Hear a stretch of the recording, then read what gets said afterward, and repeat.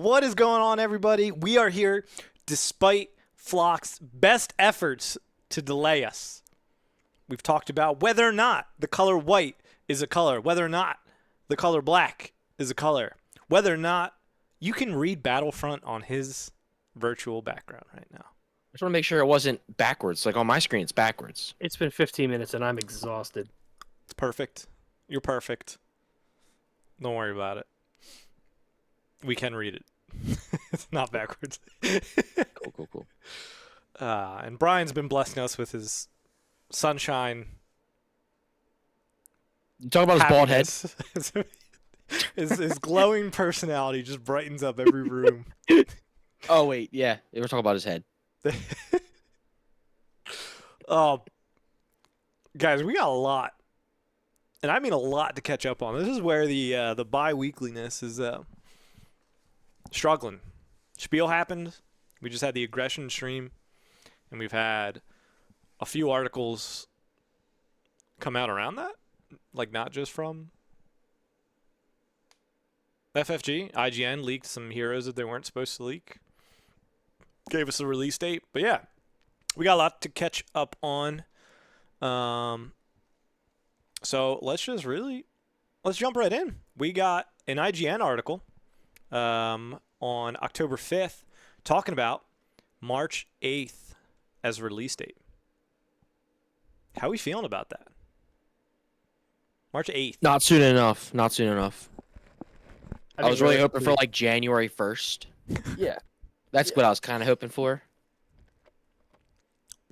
I think it's fine. It's fine. I am glad it's not January 1st, so I can recover from like Christmas and holidays. Nah. But I do wish it was like mid-February. Wish it was like 2 weeks. Well, pre-release will be close to February, right? Literally the day at March 1st. Yeah, if February was a normal month, it would be in February, but it's not a normal month. Yeah, that's fine. It's a short month. We're closer to SWU. True. But yeah, it was actually really cool. They even dropped like a release trailer with it as well. So it was really cool, and it's cool that IGN is doing these articles, right? One of the most popular websites out there. So a really good chance for a lot of people to get their eyes on it. They kind of go over, they show you some of the leaders. They accidentally leaked Han and IG, which we'll go over during our spoiler session, of course. But their main big thing at this time was they spoiled Mace Windu, which was cool for them. And they did the hyperspace variant of that, which, dude, every hyperspace looking good, man. And the aggression one we'll get into later, that Kylo might be my favorite art we've had so far. We're not going to talk about that lightsaber.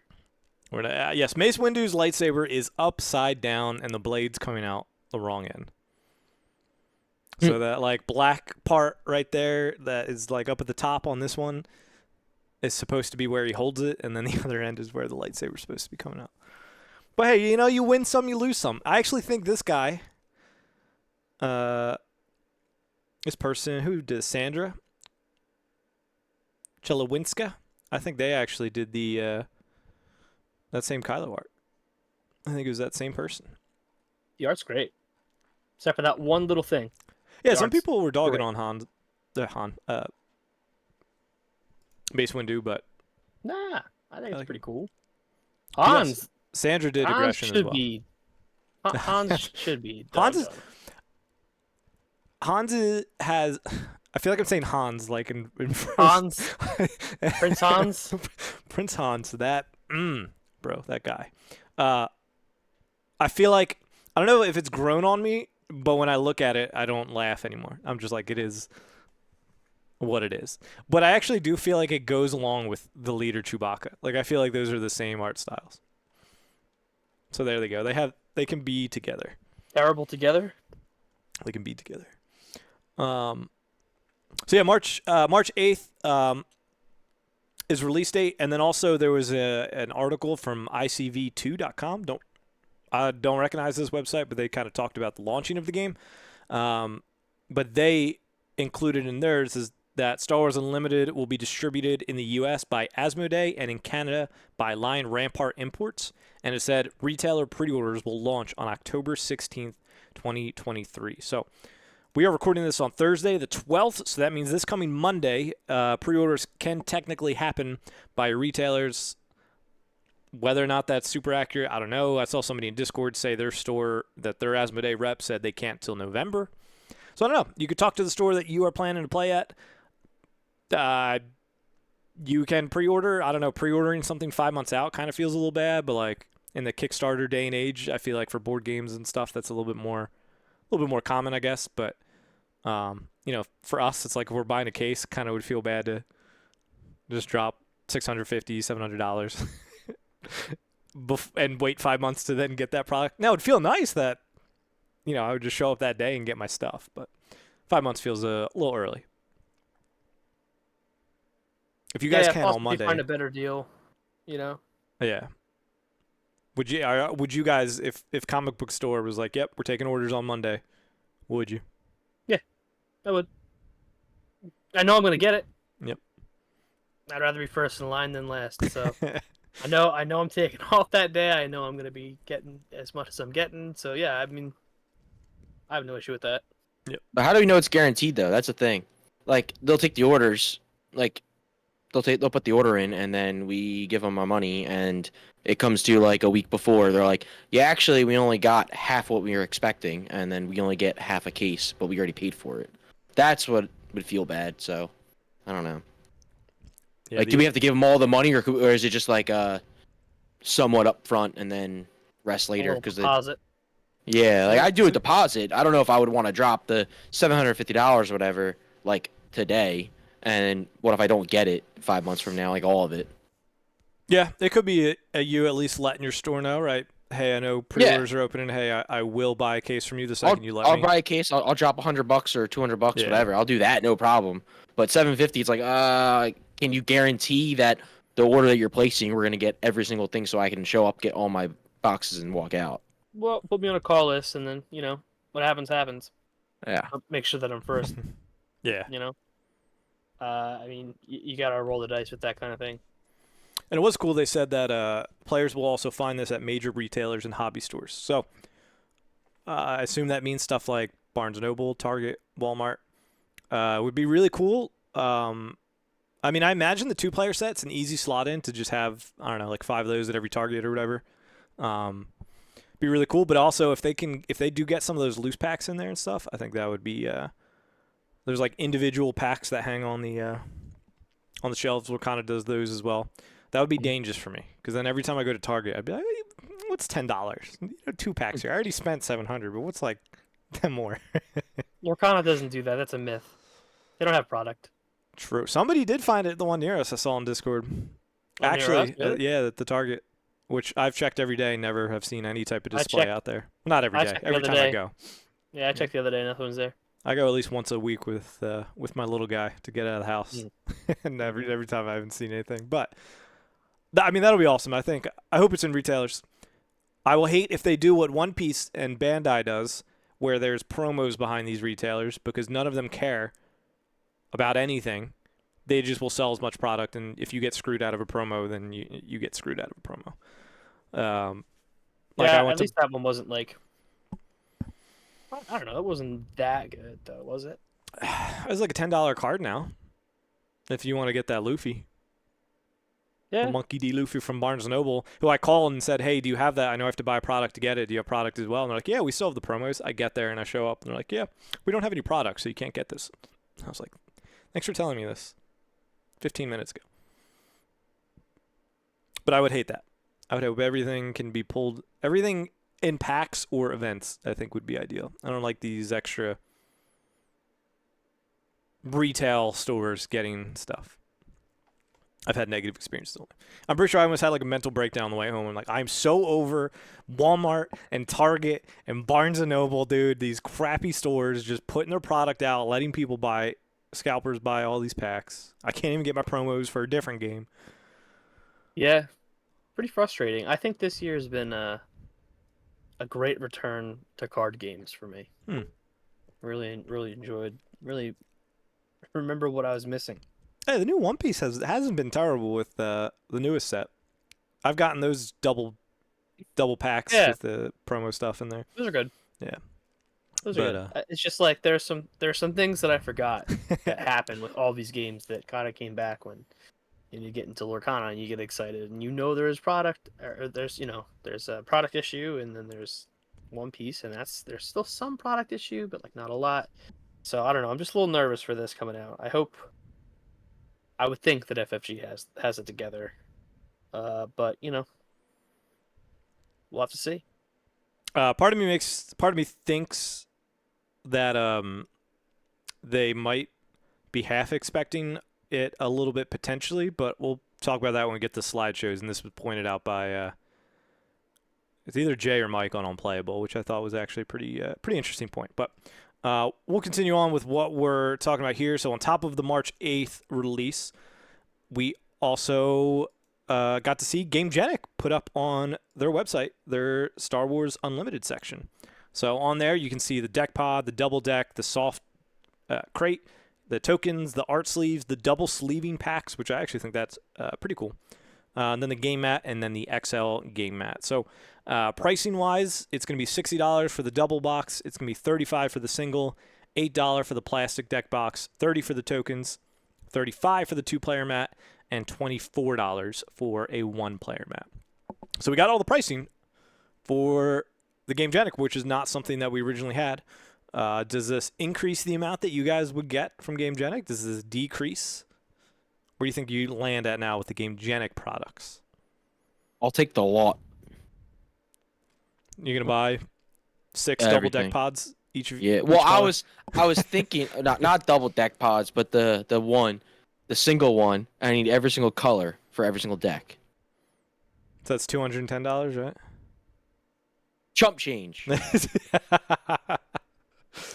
I gave myself a budget of $5,000 for the year, so we'll see how that goes. That's what I think it's $200 a paycheck I'm putting over. I hope I don't spend that much, but I'm just gonna start off with that. I hope you don't. You guys already gave me that thing, but I was also encompassing like traveling and all that possible stuff coming up. I'd rather be ahead of the game than be behind. So I'm gonna start now and put $200 aside for this game. Yeah, if you include potential flights and like hotels, that's kind of what I was thinking. I was thinking I could take that money and push it over to like the next year, and then whatever happens, and then if if that savings account gets too big, I was just gonna swap it back to my checking. But Yeah. For me, I'm probably a double deck box, and I think I am gonna get the tokens. I keep going back and forth on what I actually want here, right? Because I look at all this and all of it looks good, right? Like I'm sure it's built well. I like GameGenic. I've seen a lot of their different stuff. I think I'm probably a single red, a single black deck box, maybe tokens. And I feel like the tokens are probably necessary, right? Like that's the only reason I would get them. Yeah, unless you want to use the ones cutout. that come in the starter deck. Yeah, Yeah. I'm not about that. Like, I still have stuff from Destiny that I can use to an extent, but I'm not gonna have 30 health. Plus character damage. And if you do, it's going to be all in 3. You're going to have 10 threes out there or whatever. Yeah. And on top of that, all of my leftover tokens are all shields and resources. But the resources don't matter anymore, and the shields, probably I'm not going to be playing all of my, promo worlds clone head shields, So I don't know if I really need all of them. But the damage tokens, the experience tokens, the epic action. I mean, the tokens do look good. Yeah, I could. Yeah, go ahead. I'll say it almost kind of feels like if you like having non-cardboard ones, almost like you should probably get it because even if you're a Destiny player, because of the experience tokens, like you said, like you can the damage if you did have ones that custom ones that went up to 10 and you have like 3 or 4 of them, or really 3 of them, have a few 5s and some 1s, like that's probably fine. And epic action, you probably like we could use the golden dice one that we've been using for the initiative, like. There definitely are some like makeshift ones, but I feel like the experience ones will probably be the most annoying. And we haven't even seen like the full extent of these tokens, I guess, right? Because we've really only seen experience, which is +1/+1, but they went out of their way to include 3 0+1s and 3+1+0, and I need resilient users in the chat. 5 minus -1 -1. Yeah, so I think the tokens are definitely a yes for me. Oh, look And at that. then We just probably talked two him deck into boxes. it. He Well, was yeah, like, I mean, maybe. Definitely for me. that's what I mean. I think the tokens are something you have to buy, right? Like, and that's me trying to be conservative with this because I know that if I'm unchecked, I will be exactly like Flock and I'll buy the whole thing. And I really don't need that because I have deck boxes on deck boxes on deck boxes here from Destiny, from Lorcana, from whatever. And I frankly don't need it. I don't have the space for all of it, but I will say that these look cool. I definitely would like, you know, 2 of the single deck pods, possibly a double deck pod if things, start to look like I don't know. I'm on the fence. They look great. Yeah. It's just where I can cut costs at this point, cause like Flock said, it's going to be expensive, this game. So I think I really got to think about the important things and where I'm allocating my resources here. So Yeah, you I also don't know. don't gotta get it right when the game comes out. You can No, I 6 do. months, a you year go. in, you can be like, okay, Yeah. I want another deck box. Oh, You don't another need one, to spend yeah. it right. You don't need to buy. You don't need to buy it right away. Yeah, you don't need to So- buy all 6 colors right away. All 6 and double and single. Yeah. I only like 1 or 2 liters. So, Yeah. I'm probably in the camp of getting a double one and the tokens. I could see myself when bigger events start happening and we travel further away, grabbing like a deck like the single one, because then if I go to like a regional type event, I only really need that. I don't need the double one. But like locals and stuff, like I'd probably still want the double one because I'd probably bring what I'm going to play in the tournament and then also something else that I'm messing around with. Or it could be the thing I'm messing around with is in the tournament, and then if we want to jam real practice games with my meta deck, before or after, like that can go on the other side as well. So, and yeah, I think I would do something where if I want multiple, I'd probably make myself wait till each, like set 2, I would get another deck box if I really Yeah. wanted another one. now if I pull a showcase, I need to, Bro, you gotta buy show the 'em deck off. box that matches. Oh, yeah. So that's my caveat there. My other caveat is I need to see the quality of the sleeves and the texture, the feeling of the sleeves Oh, you know, yeah. before I buy them. Because I feel like same thing with like the One Piece sleeves, right? Like I think they look fine. I like the chopper ones, but like I felt them, they're not great. Yeah, Yeah. well, So and those, we'll but see. those are just like random Bandai, whatever. Like this being from Game Genic makes me feel like there's like a decent amount more chance of them being like quality. But we'll Yeah. have to wait and see for Yeah. that. I don't want to jump the gun though, just in case, Not that it's the end of the world, but like because Yeah. they do look cool. I like them. I would, but gotta see. I do think it's cool that there's the double sleeve packing as well. Like you can buy the one with the Luke sleeves, but then you get the in sleeves or whatever they're called exactly. Mhm. The over sleeves, Which is cool. incredibly good shuffle feel. That's hot. But how do they riffle though? How do they riffle? Can you Oh, they're bridge them? incredibly good shuffle feeling. So All right. So that covers Game Genic stuff. If you're interested, head to the website /product/swoo. I think it's just we'll get you there. Next up, I'm not going to do the images for this because it was a little bit like harder to see because it's so tiny. But shout out to the Holocron Card Hub for taking some of these photos. And so, bro, I got like 30 tabs open right now. So this first one, or the first 4, the first post that I'm looking at through our timeline, they did a PowerPoint at Spiel covering Unlimited, and they really mapped out a lot of stuff. And as exciting as it is to talk about spoilers and a release date and like deck boxes and accessories and stuff like that, this might be the most encouraging thing that we've seen out of this. So the first set, I guess I'm sharing my other screen. I'll drag it over so you guys can see too. Spiel event. So the first one is that every set is a season. So in 2023 or 2024, I was like saying this year at first, there's going to be 3 seasons. So as we know, pre-release is going to be 1 week before launch. So March 8th is our release date. March 1st is going to be pre-release. Now there's a chance that stores could hold it on the 2nd or the 3rd, right? Those are Saturday and Sunday of that weekend. But that weekend before will be pre-release. We even had stuff for One Piece on the Thursday after, right? Pre-release was a Friday. There was one on the local Thursday. They did too. So there could be something like that. And if you missed it, there's a pre-release kit as well. So you can go back and check that. But we covered that last week.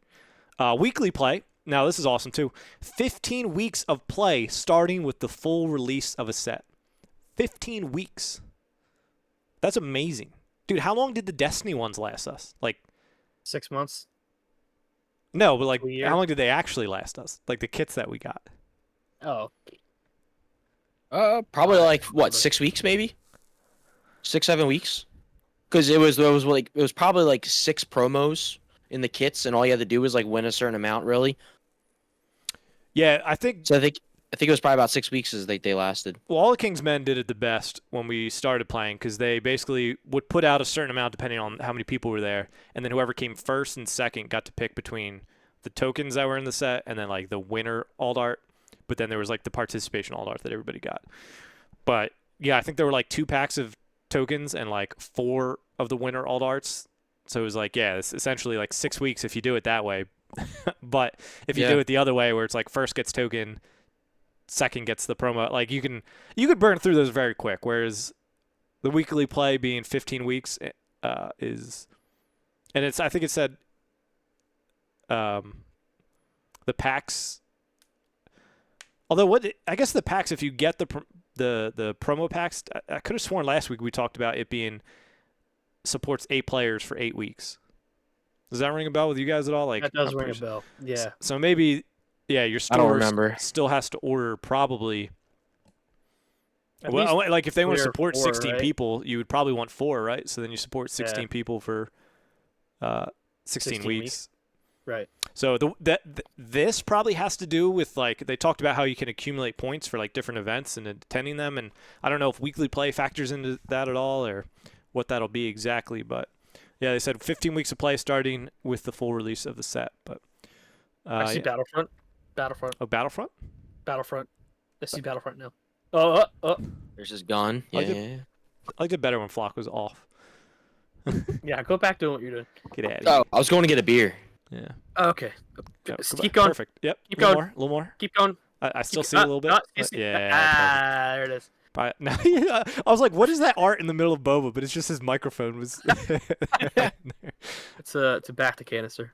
Uh, I like the more I see about OP and the more I see about the product release and the more I see about like what they've planned, C3OP or whatever, like I feel like it's gonna be fine. You know, I'm starting to be a little bit of a fanboy as far as like the blind faith goes, but I mean it looks like they've done their homework. You know, like the more streams they do, the more information they give. It's clear that they've thought this out. You know, I'm impressed. They also had a lot of feedback from Destiny, so Oh, and they're listening. I think yeah, a that's lot of huge. feedback. yeah. Huge. You know. Wait, so was Destiny their first like TCG or There's a CCG? Star But Wars. like CCG, I should say. Like Was it FFG though that did the Star Wars the game before the? it was a. Well, it was, they had like an LCG that was competitive, okay. Yeah. but yeah. So okay. I mean, my first card game was Destiny, so like I don't really Same. know or pay attention to anything in the past. Like there's for FFG specifically, yeah, I'm not sure. But if Or they're- Scott. Scott would know. Yeah, where's Scott? Or Scott. He would 100% know. Yeah, I mean, and if their current track record is Destiny and Keyforge, definitely looking a little rough. See, I forget Keyforge even happened. Well, they You know sold what I it mean? Like- off, right? They Yes, don't even own probably it should've, anymore. because It wasn't. Well, they ran it so poorly. They like lost the code, but now the new one, I was listening on Playable. Apparently, they like kickstarted the first set back, and now they're kickstarting the second set again. So it's just kind of like, I don't know. Strange. It's never going to be in stores, like, right? If you're kickstarting it the whole time. I mean, maybe it is, but then some stores are probably going to be annoyed that there's already thousands of decks on the market and they didn't have a chance of that. Yeah, but like I said, I'm definitely. I was a little concerned when we started all this back up. To like, how are we gonna have, stuff to podcast on, and how are we gonna have the information that keeps people interested and keeps people hyped for weeks? And they're delivering. They're delivering pretty well, I think. Yes. Yeah. There's. I mean, yeah. I remember. When did they announce this? Like March, April? Like it's almost been like a full year. No, they did May. It was like the second week of May or something. Because I remember even then. Didn't do it on May 4th. Yeah, right? we were joking like, dude, just announce this like 10 days earlier, bro. Like. Yeah. But yeah, I mean, over the summer, obviously we couldn't podcast as much. Obviously, couldn't do gameplay videos. But now, dude, we missed a week, and I'm like, bro, we can't be missing weeks. This is crazy. Well, I think that this was just a really packed week because it was. the other stuff was over the weekend. weekend. It was past our regular time frame. You know what I mean? Yeah, definitely agree. I was trying to see if I could quickly find some of the information on that starter kit, but I couldn't see. But I do have 8 players for 8 weeks in my head.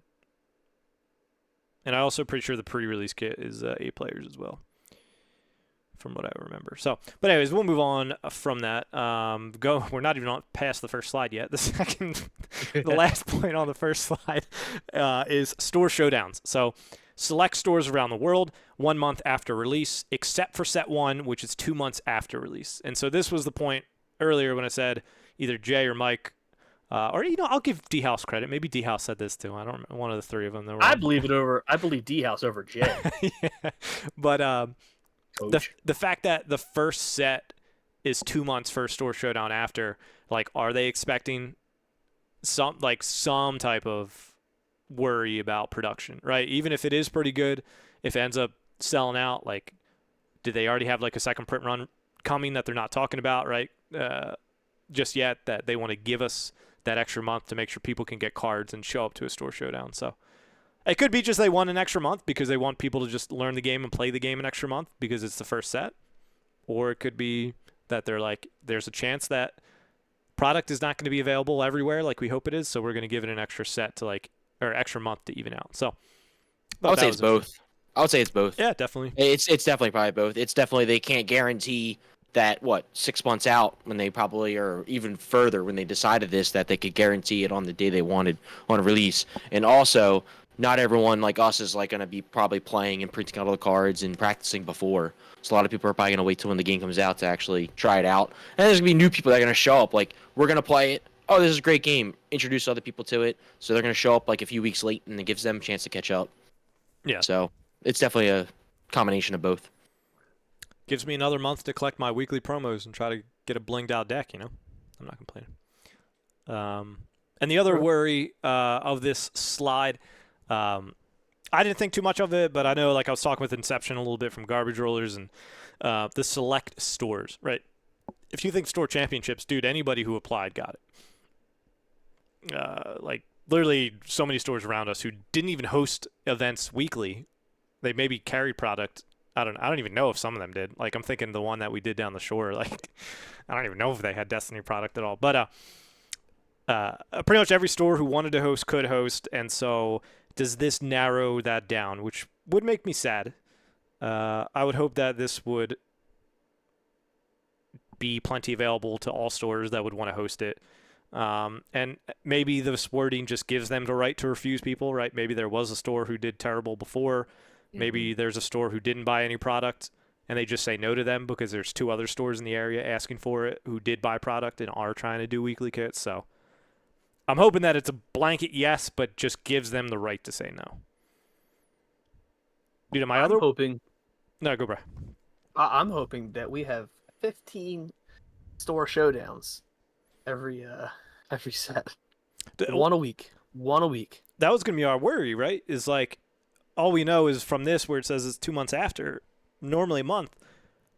Does that mean they all have to fall in the same weekend, right? We don't have that detail yet. I certainly hope not, right? That would be annoying if it's like, choose one. May 14th is the store showdown weekend. Stores pick your dates.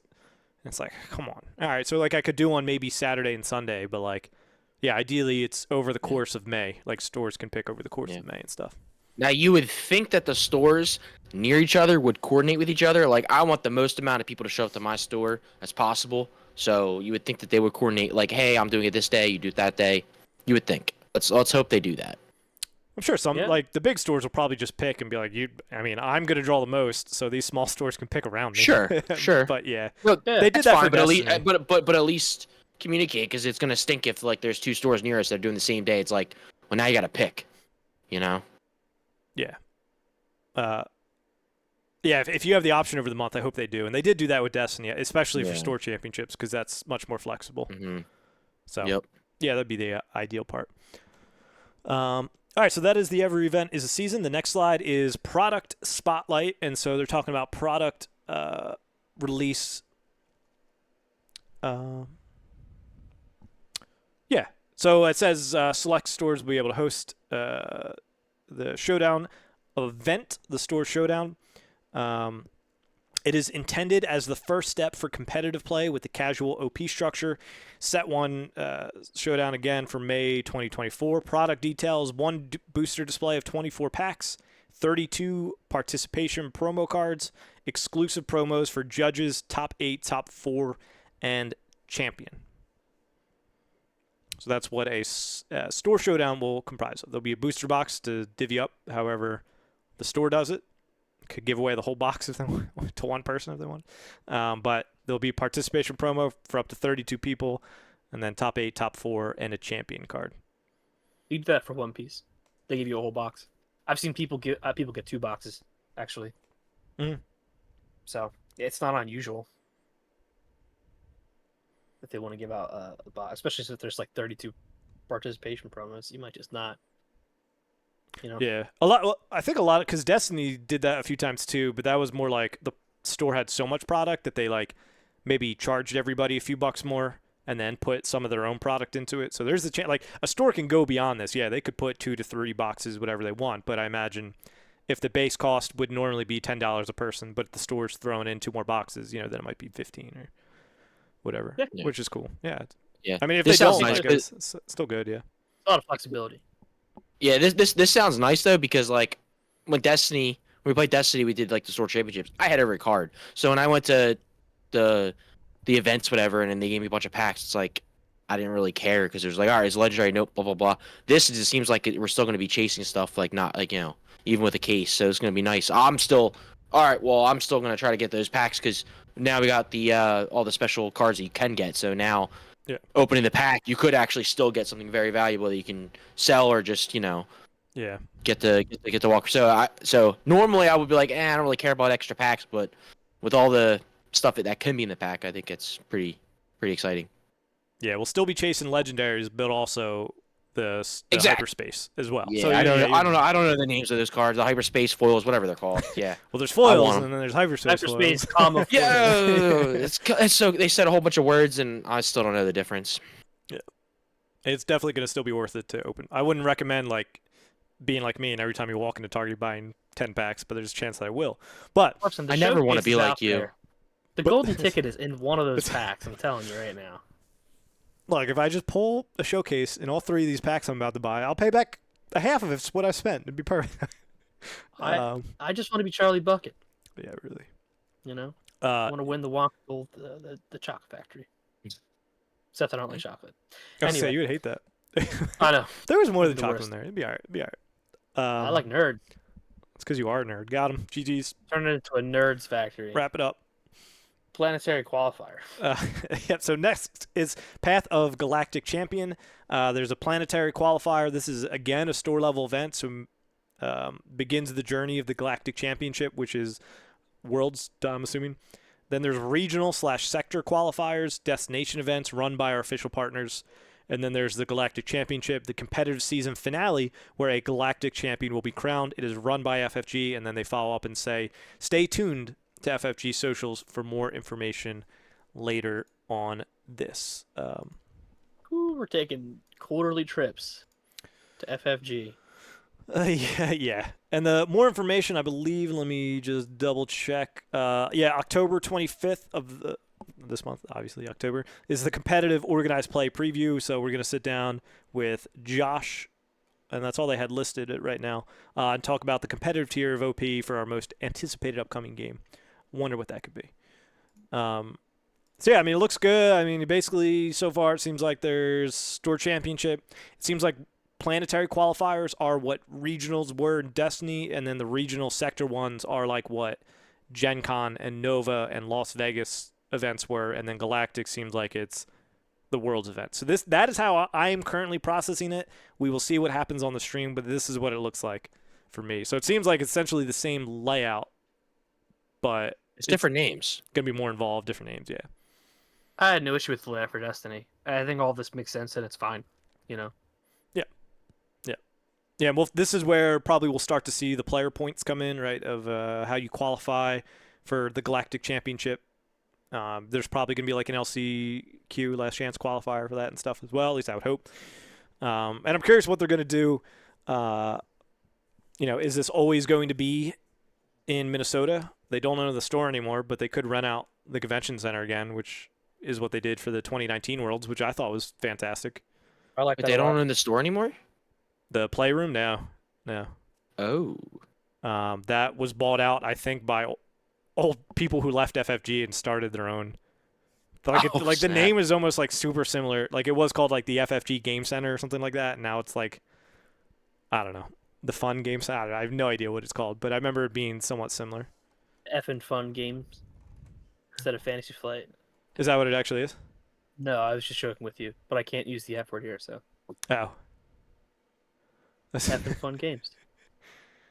Yeah, it looks like it's the Fantasy Flight founder and ex-CEO has bought and rebranded the Game Center.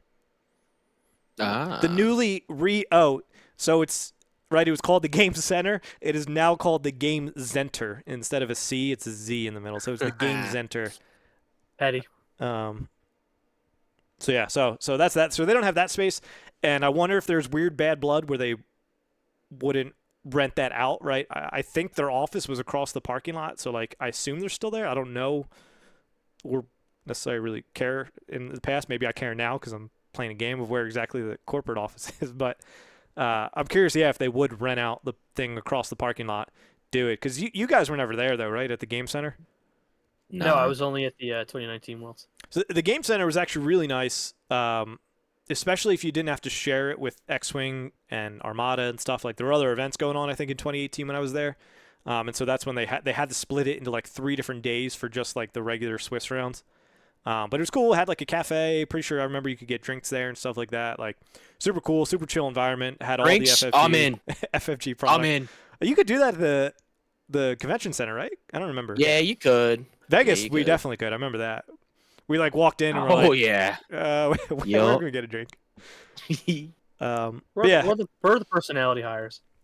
I'm curious of if they host it every year in Minnesota, or if they look to expand and maybe swap to Nova one year, right, in DC, or swap to Las Vegas Open, or swap to Gen Con in a. Well, I mean, I don't know if they'll do that because it seems like because didn't they say like each new set comes out like each like certain months? So I think they were gonna want to keep the championship on like the same time frame because Nova is or in the summer, so like it could mess up with that unless they want to not have like a full set out there. Nova's usually the end of August. End of August, yeah.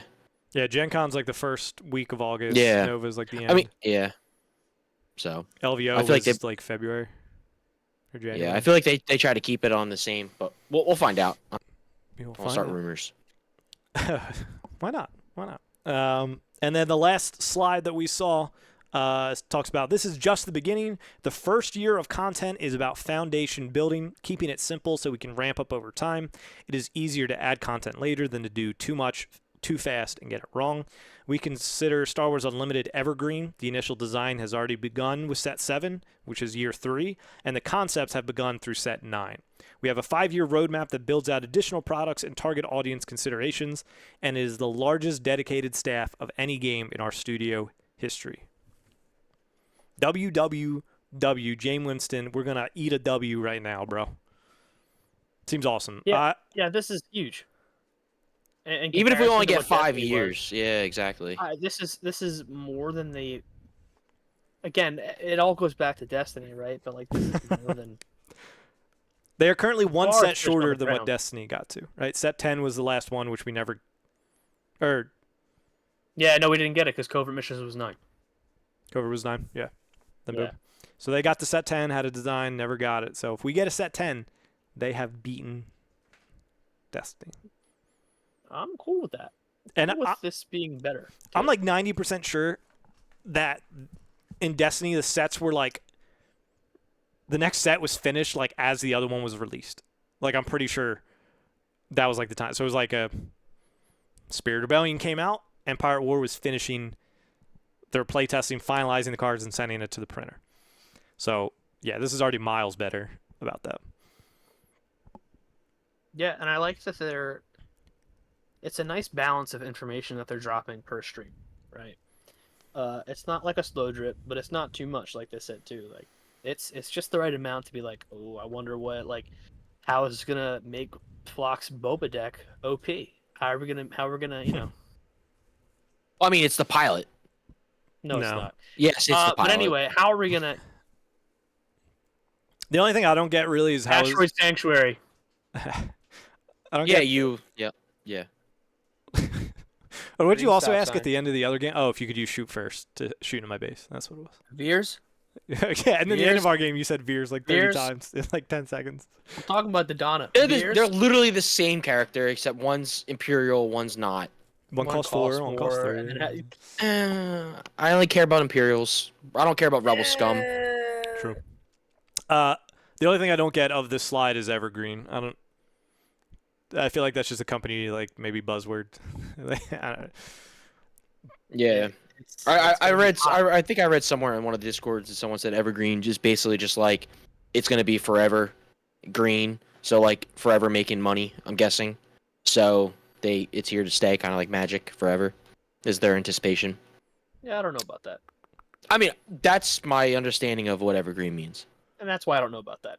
Yeah, well, Evergreen, like you think of sometimes, like when you think of like multiplayer games of, like I'm thinking, WoW, right? They added like an Evergreen feature of like Dragon Riding, right? You can bring that. That's a new and expansion thing, and that can go into every expansion after that. But I'm like, Oh, Block is furiously typing into the. Oh yeah, Google so right now. Well, Final Evergreen is a plant.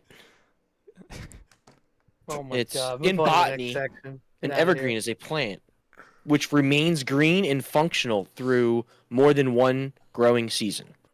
I am assuming it is them trying to convey that Yeah. the game is going to last, and there's things throughout it that are going to last. Exhausting. If they're pitching it to the high, right? If Josh has to go, or I don't know, whoever has to go up to the people who decide these things, they probably are trying to say it's an evergreen type thing in the sense that they want it to last for as long as it can possibly last. There's not a 5-year limit on it, right? I mean, that's like a. Yeah, duh. 5-year roadmap, dude. 15 You sets. know what I mean? Let's get it. Yeah. Yeah. And the other last interesting point for me was, additional products, the 5-year roadmap, which is huge.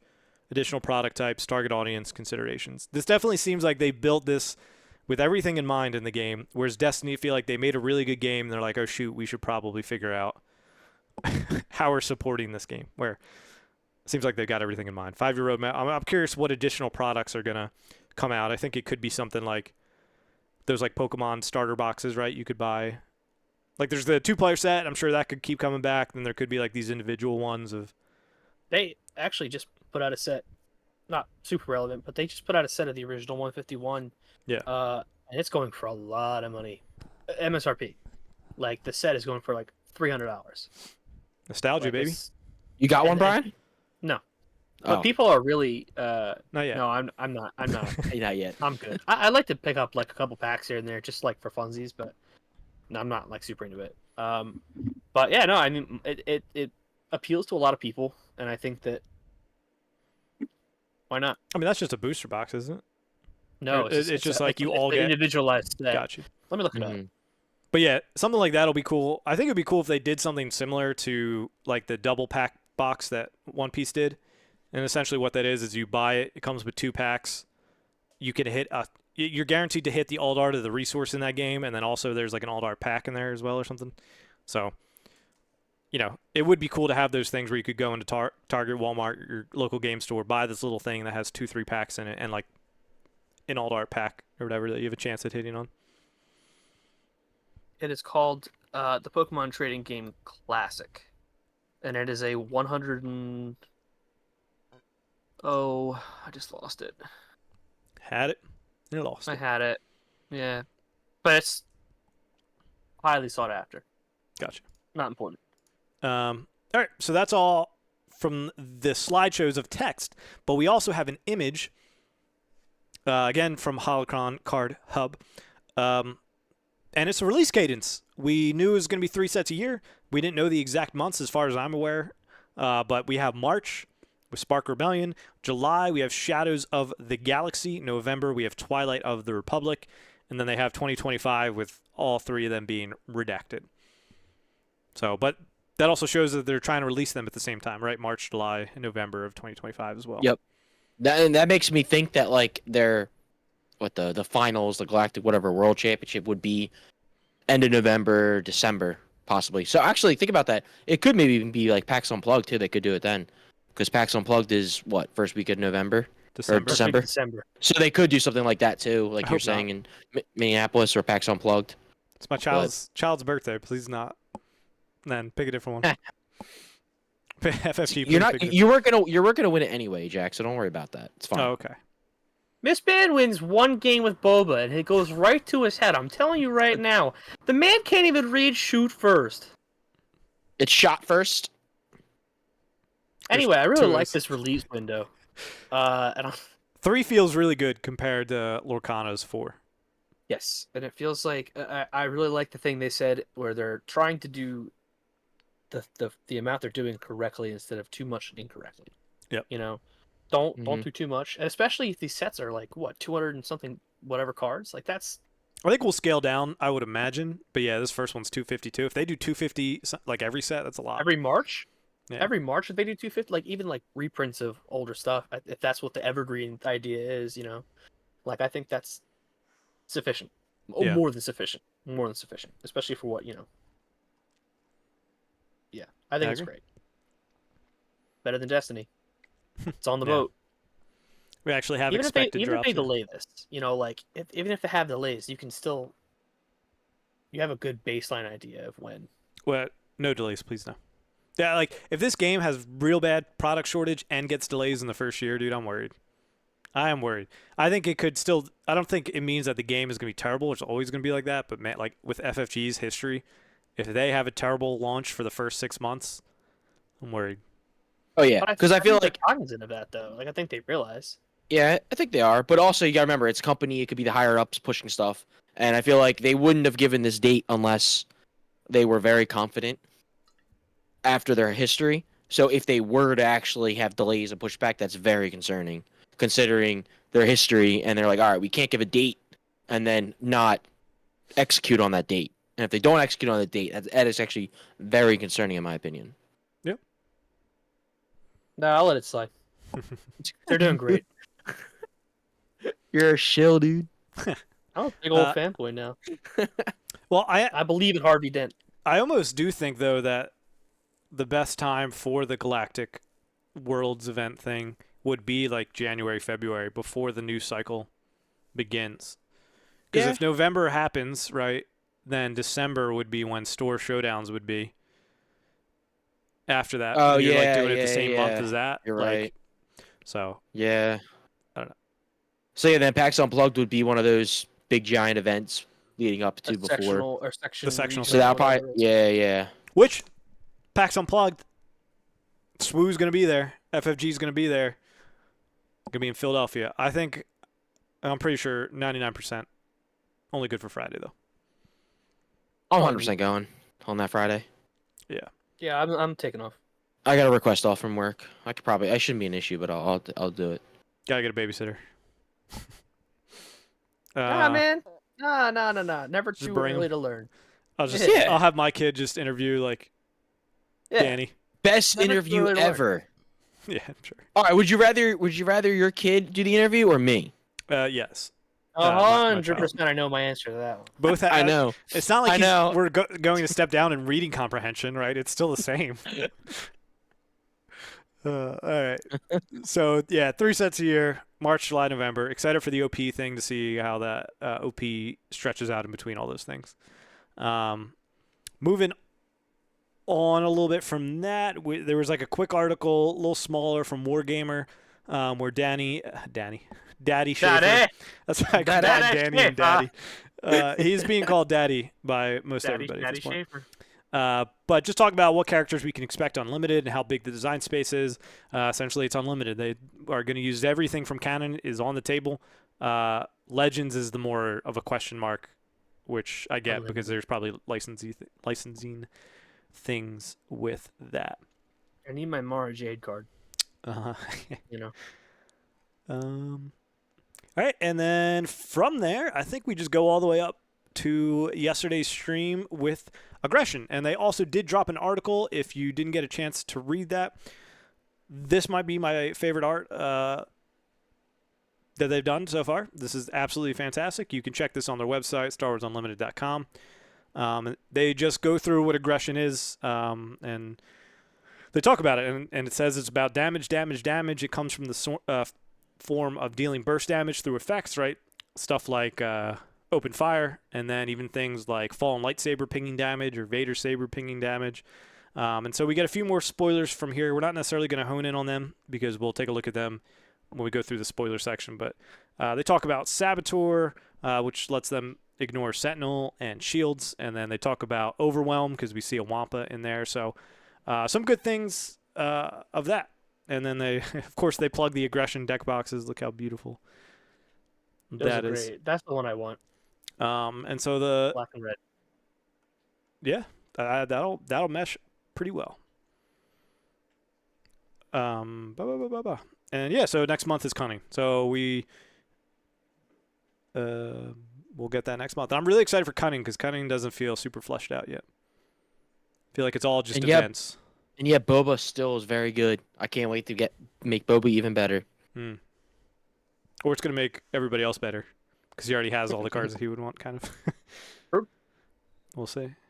All right, yeah. I mean, the aggression stream. If you didn't catch it, go back and watch it. You know, it's always just fun to see the designers interact and give some tidbits. But you know, it's kind of what you expect when you hear the word aggression. What you think is probably what it is. So, damage. It's Saboteur. It's Overwhelm.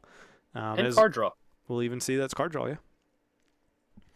And I think that catches us up with everything in regards to articles and stories. So that gives us a chance to leap into spoilers. Any other thoughts on any of that stuff, guys? Or no, I'm excited to see where all this goes. And like I said, I think they're still getting an A+ from me currently. We'll see how that shapes up in the future. But all this stuff looks solid, well thought out. I concur. Exciting stuff. All right. We're going to transition over to swoodb.com, your place to make decks and view spoilers. And so we're going to look at them there. And the first one that we've got is the Grand Inquisitor. His title is Hunting the Jedi. He is a villain aggression unit or leader. His action is exhaust him, deal 2 damage to a friendly unit with 3 or less power, and ready it. He's Force, Imperial, and Inquisitor. His epic action comes at 6 resources, and so he deploys as a 3/6. Has all the same stuff as before, Force, Imperial, Inquisitor, but his on attack is you deal 1 damage to another friendly unit with 3 power less, and ready it. Feels terrible right now. Yeah. I am hoping, fingers crossed, right? We see the Inquisitor keyword. I'm hoping that maybe 7th Sister, 5th Brother. What was the one from Obi-Wan? Reva? Second Sister. Second Sister. Reva, yeah. Yeah, Reva, Second I don't Sister. know what. Second Sister might have been from Fallen. I'm getting my Fallen Jedi. I think Fallen Jedi is, yeah. Fallen Jedi had a couple. 9th Sisters in there, I think. Yeah. Yeah. So I'm hoping we get there's a few cards like that. Yeah. Yeah. Because it feels like on some of the 3 power, the the units that cost 3, they don't really have much health to begin with. So if they have any type of damage, you really don't want to do any more damage to it. So I'm hoping that like you get something where you deal 1 damage to it, and it gets much stronger. You know, kind of like a grit sort of Yeah, you thing, need a but grit like built on it. into it. Yeah. So, yeah, I could see it being better. What we have right now, meh. But let's wait for the rest of the set, in my opinion. Reba was third sister, by the way. Second sister's from Fallen Jedi. I just wanted to clear that up before we Yeah. go forward. Noted. Uh, And he's a I rare think leader as well, by the way. I'm a little biased because I played this. I think he's bad, but like you said, he's I didn't swap the deck. I would say though, you so also that did was- the that was thing on where me. you just like That was on me. I was really lazy. But also, So- you played the deck. true. All right, Boba, calm down. Anyway, Ashford Sanctuary. I was doing this thing where I was just using the starter deck and then swapping the leader because it was just convenient and it clearly didn't do me any favors. However, I don't think there's enough out there to support this anyway. Oh yeah. No, same thing with IG. Honestly, in my opinion.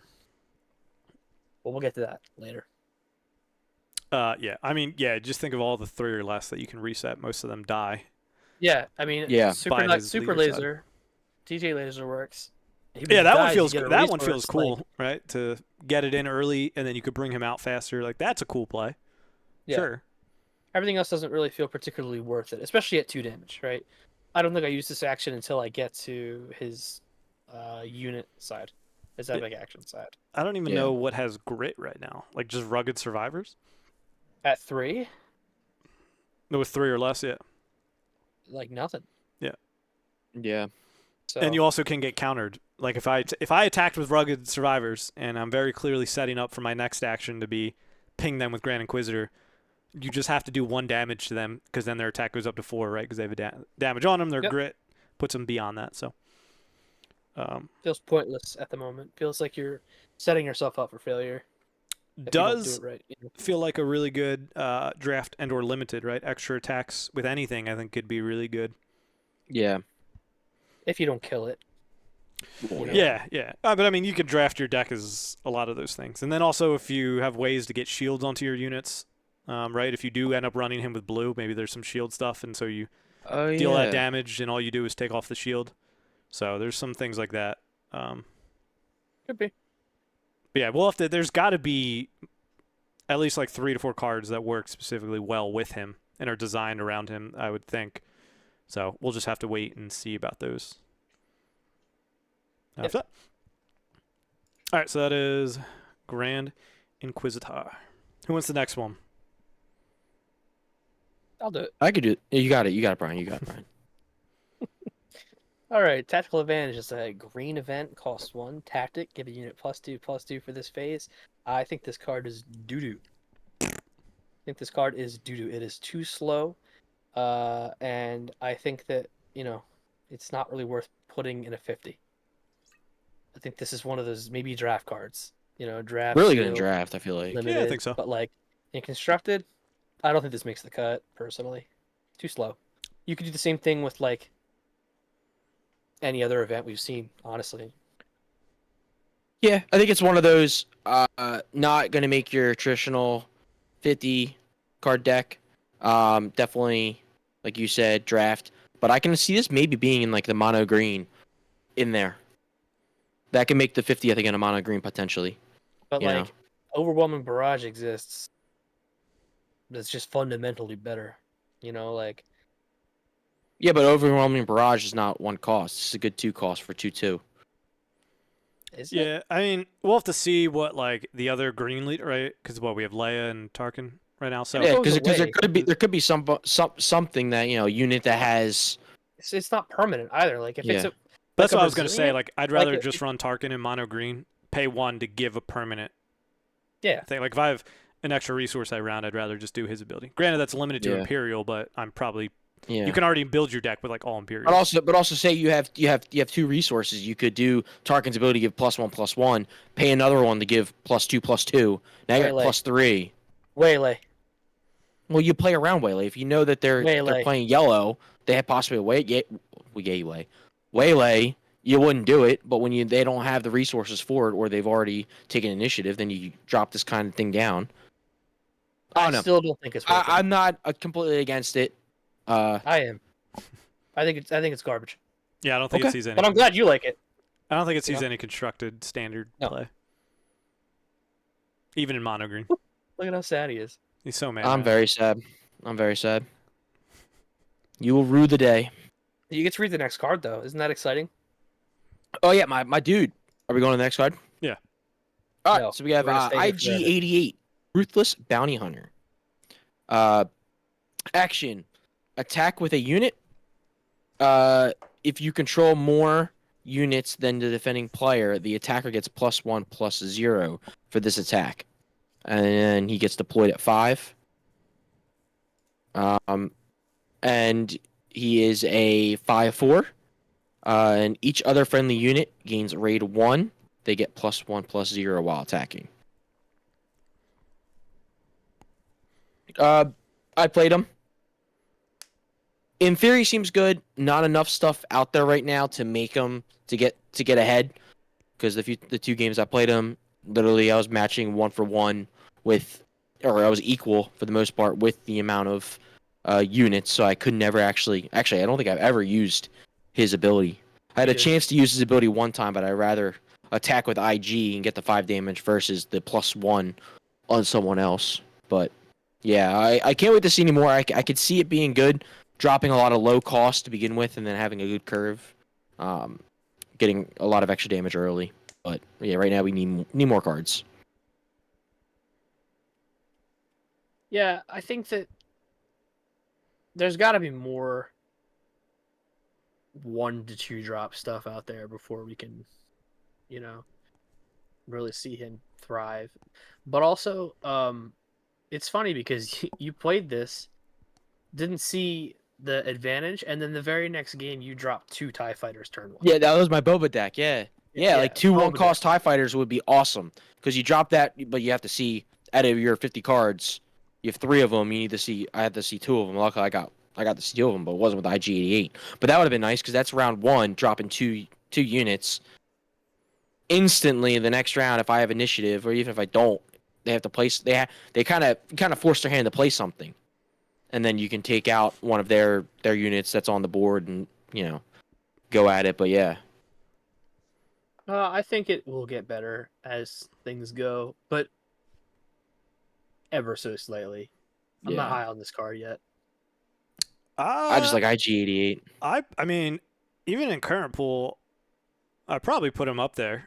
I think he's better than you guys are giving credit for even right now. Like, I think you could even run double aggression, especially with the cards out and the new base, which weren't out. Yeah, with the new obviously, when you base. played. Yeah. And be successful with him. I mean, he comes out at 5 and he has 5 attack, which is the highest of like almost any of the leaders, right?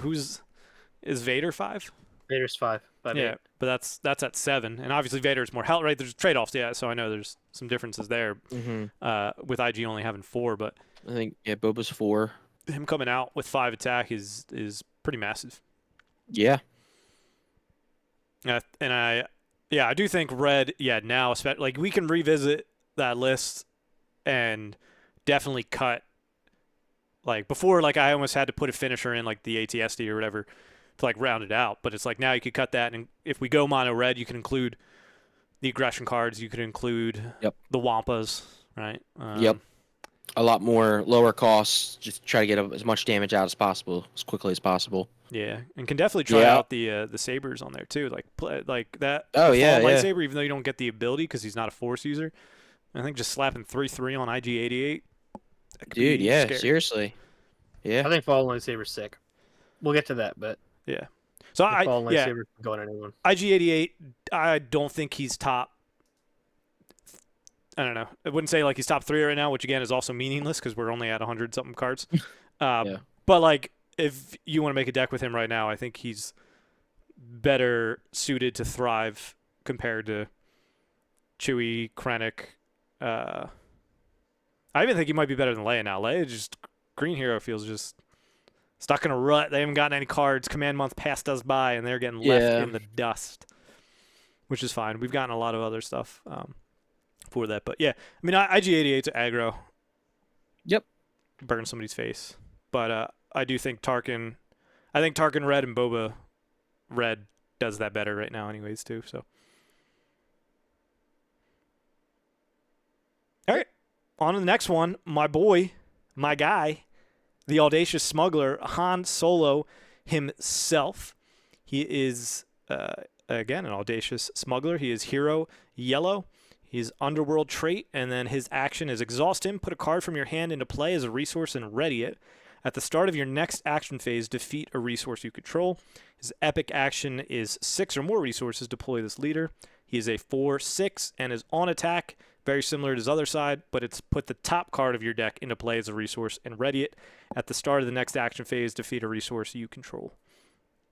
I got to play with him in our last gaming session, and I had a lot of fun with him, like ramping out. Especially I played him with green, so I could resupply early, and then I could Han action, and then I could bring him out, and then attack with Han. I'm at 7 resources, like 3 turns before I should be, and so I can then play the big Han, the 7-drop Han, super early. So that was a lot of fun, but definitely if you just clap him on the turn that he flips and comes out as a unit, I think he's going to struggle, because obviously the turn he comes out, he's probably looking for that 7th resource. So he wants to attack, but if you kill him before that, he might be stuck with a hand that he doesn't love. So I think that's his downside, but I mean, I think he's if he can drop a 7-cost unit turn 4, right? I think that's going to be really good. Yeah, Yep, he's annoying agreed. to play against. I think that I definitely underestimated him when we played, because I was thinking, oh, well, you're going to be at a hand disadvantage for sure, But I think the drawing 2 every round really works in your favor there, because you're still quite competitive, quite fast, quite scary. I think that the other Han that was spoiled, the ambush Han, is really, really good. I think I also quite underestimated him, because before it was like, okay, well, I know you're going to be at 7. How do I, avoid the Han? But now it's like, oh, we're at turn 4. Here comes Yeah, 6/6 at 7 turn drop 4 Han. with ambush is You know, a lot to deal with. Here that comes fast. 7 drop Han and leader Han on the board. So now you're talking about 10 damage. You're talking about a third of the base, sometimes more if you're using a risky base. I think it's huge. A I think risky it's base. a risky base. Yeah, you're in the 5 less health for a little bit of an action there. It's risky, but I think that's it adds up, and I think you need to be mindful when you're playing against Han, because you can get doo-dooed on. So The only thing I'm worried about is if I'm playing against Han, I have to pay attention to the resources and make sure they actually destroy it at the start of their next action phase.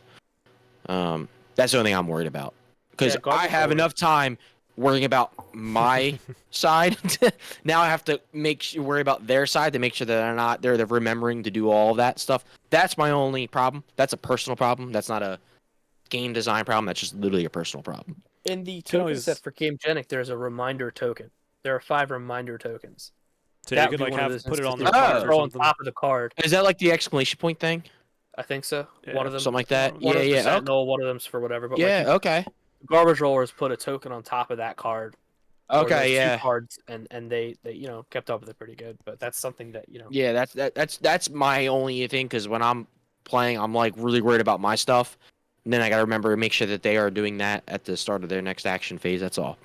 So Yeah, if you're playing against Han, that might be something. Or Yeah. if you are playing on, it might be good to talk to your opponent Yeah. beforehand, just to say, Yep. hey, here's what I'm going to do about Yep. the action And- or the on attack. So yep, you just gotta be careful of cheaters. They're always out there. I hate to say it, but you be careful of that. Yeah, there were some really cool mechanics with that, because it does say defeat a resource, so it can be anything that you resourced at any point in time. It doesn't have to be those specific cards that went down that turn through Han's ability. Yep. So it was really cool with me when I was playing green, because I was playing home 1 as well, that like, all right, let me look through my resources. Oh, I've got an Ezra here and an Akbar here, right? I can ditch those 2, put them into my discard pile, and so now they're online for when I play home 1 to play a 3-cost one of those that's 3 cool. costs for free. So there's going to be some play, and I do expect there to be some underworld shenanigans, some cunning shenanigans, where there would be like resource manipulation stuff, playing stuff from discard, and so we'll see how that expands. But I do hope that there is almost like a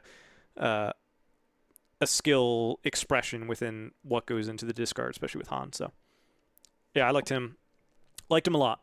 Art's a little goofy, getting used to it. art's very goofy. But Han was a blast. I'm going to try him aggression next, actually, because now I would have 2 finishers. I would have Mace Windu and Han Solo for 7 costs. Going to 8 felt really weird for home 1 at once, right? Because I would stretch out fast to get that Han Solo at 7, but then I would scale back down to 6, and then it was like weird trying to get to that last point sometimes. Also, last time when you played him, I don't think Millennium Falcon was It wasn't. out, right? It wasn't. Yeah. So that'll be fun to see him with the Millennium Falcon. So you can actually, we'll get to that. The Millennium Falcon, you have to exhaust it to exhaust a resource to keep it on. But with Han's ability, that resource actually stays on until you ready everything. So then you could exhaust the resource that's about to get destroyed to have that pay for the Falcon and then destroy it to finish out Han's ability. So you essentially didn't waste a resource or whatever. So yeah. But we'll get if that doesn't make sense to anybody, we'll touch on that more when we get into the Falcon. But yeah, that's Han. I love he's my favorite one to play with so far. The most fun, definitely, I think. I feel like he's not top 3, but he's probably top 5. Yeah. And you don't want to use his ability every round because like then you probably run into what you expected, Brian, of like a hand issue. Yeah. But in reality, currently for me, of the way like I played it, is I did it round 1 maybe to like a round 1 Ezra, really good, right? And Falcon is a 3 cost as well. Round 1 Falcon, really good. So stuff like that to play a 3-drop round 1, I think is worth it. But like when you get into rounds like 2, 3, 4, I don't know if it's really worth it. Depends on your hand and your deck structure, of course. Yeah. Currently, but 4 might be. We'll see. Apparently, red's supposed to be like card draw too. So like I could definitely see Han with card draw red and going for card draw. Round 4 might be okay because you can sneak out Han and the ambush Han if you have him, right? Or is that 4 or 5? Well, it's always +1 resource. So 4 you could do as his to get to 5, and then so turn 5, right? Or turn 4, you'd be at 5 resources on board. You do Han's ability, you're at 6. You flip him, and then you attack with him. You're at 7. Yeah. So yeah, unless you have resupply. Then but if you're running aggression, you won't have that. But yeah. Oh yeah. You could then do that turn 3 if you did play resupply. Sure. Yeah. So yes, on your big plays, that's very good. But I'm just talking like I don't know. It's turn 3. You have a 5-drop in hand. Is it worth it to do that to play the 5-drop? Currently, no. At least how I've felt it. Right now, it's felt really good to do a round 1 to play a 3-drop, and then the round where you go off with Han. Mm-hmm. That's felt good so far. Yeah, I think there's flexibility there, for sure. Yeah. My turn. Fallen Lightsaber. It's a 3-cost upgrade, aggression, villainy, attached to a non-vehicle unit. If attached unit is a force unit, it gains on attack, deal 1 damage to each round unit the defending player controls. It's a +3 attack, +3 health/willpower, item, weapon, lightsaber, and it's a rare. I really like this card. I think this is going to be an include in my Vader deck, especially since I've run into the nasty curve that Jack finds every time we play Luke. So, knocking shields off is huge because then, if you're going with Vader, you can knock a shield off and then do the 2 to whoever, or you can set up your other units for just clearing the board, because things do tend to snowball pretty quickly when you go against decks like that. I mean, I'm sure it has applications elsewhere too, but pinging 1 to each is pretty good in my opinion. Plus, it gives the life as well. Mm-hmm. This is a good stat stick. Plus. Yep. So. I concur. Vader might run into the problem of how many sabers do you run? Might be a little scary. I think 2 and 2.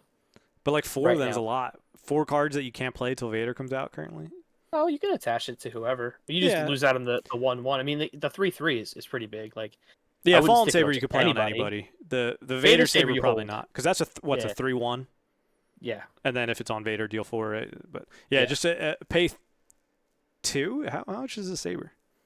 2. It's 2. Yeah, so pay 2 for a 3/1 kind of feels bad, but like paying 3 for a 3/3 might not be too bad if you just have to. This is almost better. Yeah, you could argue. In my opinion, I like Vader Saber because I'm primarily probably going to be a Vader player, but this I've seen some weird stuff where some people have stuck this on like a Stormtrooper, a 1-drop Stormtrooper, and then it becomes a 6/4. Yep. Mm-hmm. Like, I mean, that's funny and it works, and then you know have a certain curve you have to beat. Give that unit where one you're throwing- shield. Holy. Yeah, where you're just throwing resources at a one drop that does 6. You know, now is that something I'm going to do every time? Probably not.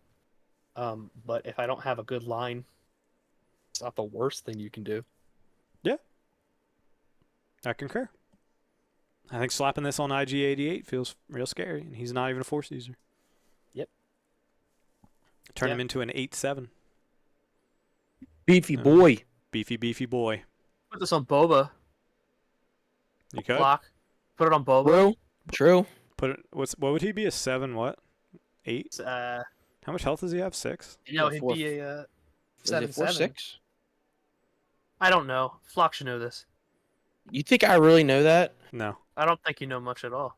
He's a Uh, 4/7. He's a Yeah. 4/7, so it'd be a 7/10. That's 7/10. That's freaking scary. Bro, what do I do to a 10 health unit? Oh my gosh. That I can't Beat him wait. down and then take down. Holy. Yeah. All right. Fuck, you got the next one? If I have to. All right, so we have Mace Windu, 7 cost red good guys. He's a 5/7 Force Jedi Republic. Keyword ambush. When this unit attacks and defeats a unit, ready him. I like it a lot. Ambush, and it's basically like Han, but you can come out, and if you kill the unit, like you want to probably do like with Han, you get to actually ready and get to use it again. So I think it's awesome. You can easily knock out 2 units when you play them.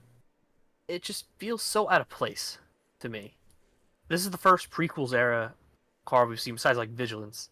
Yeah, And I guess Vigilance is just an Repression. event, so it doesn't, even Right. if it has separate error, yeah, it's Just like a single prequel Mace unit, Windu. and it's so bizarre. I don't hate the card, but like, why? And he's a legendary.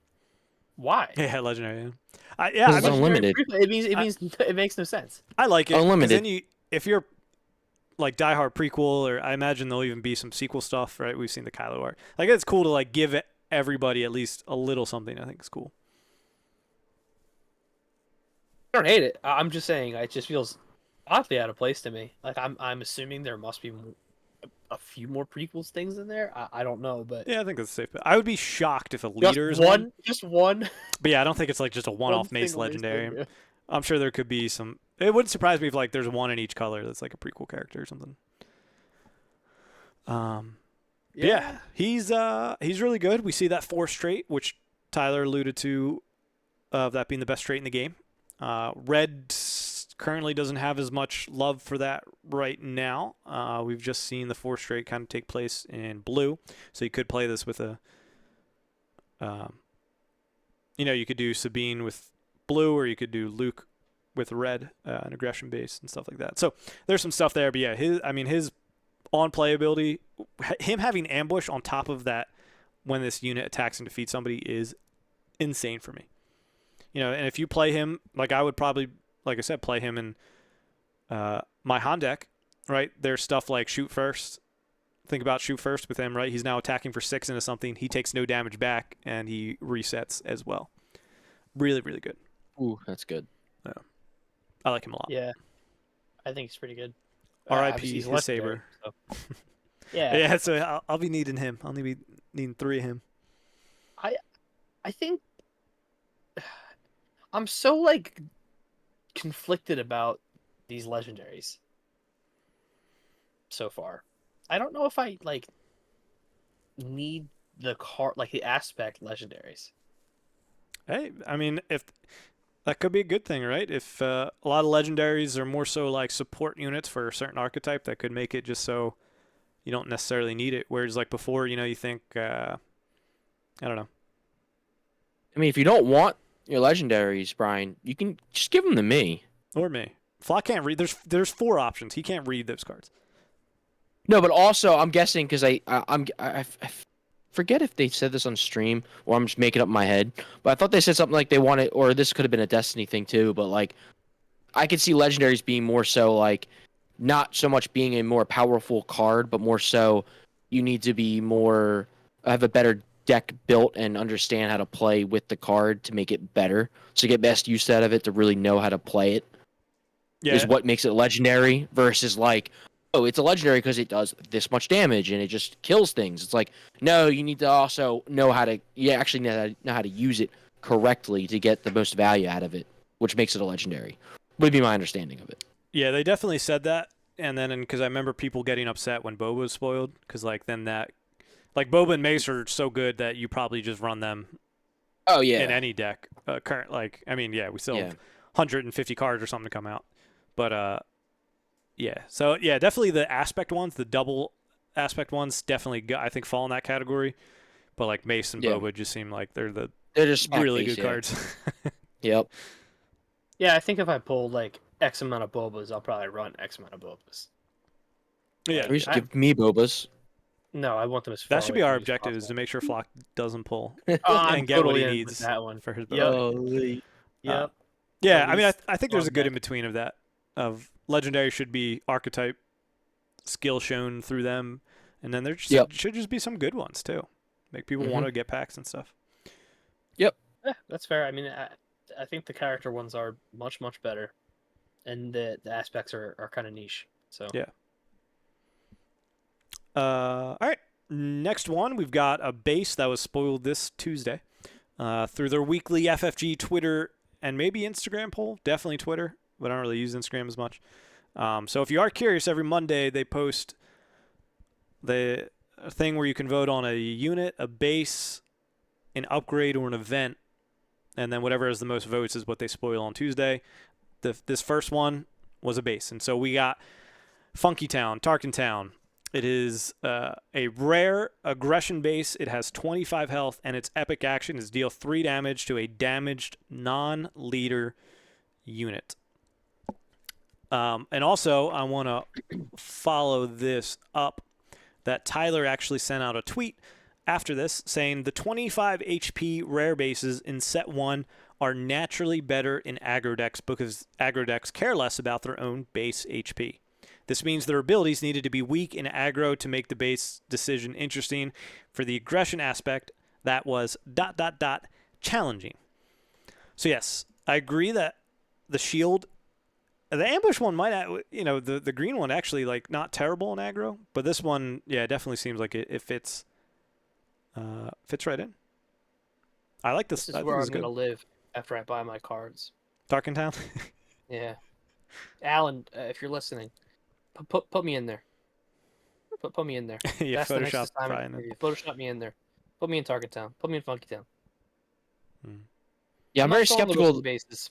Yeah, Sorry, I'm Buck. very skeptical that they actually picked that people following or whatever in the poll actually picked the base, There was a lot of or units. that it just, or that it just so happened to be that they were doing aggression. They also wanted Tarkintown to be shown because they were doing aggression this week. But no, I don't every know. single card is like for the month of October. All those 4 cards are going to be aggression cards. So it would be an aggression unit, an aggression event, an aggression base, and aggression Yeah. upgrade. So it was going to be aggression no matter what. It Okay. just the All right. type was going to be different depending on what people voted on.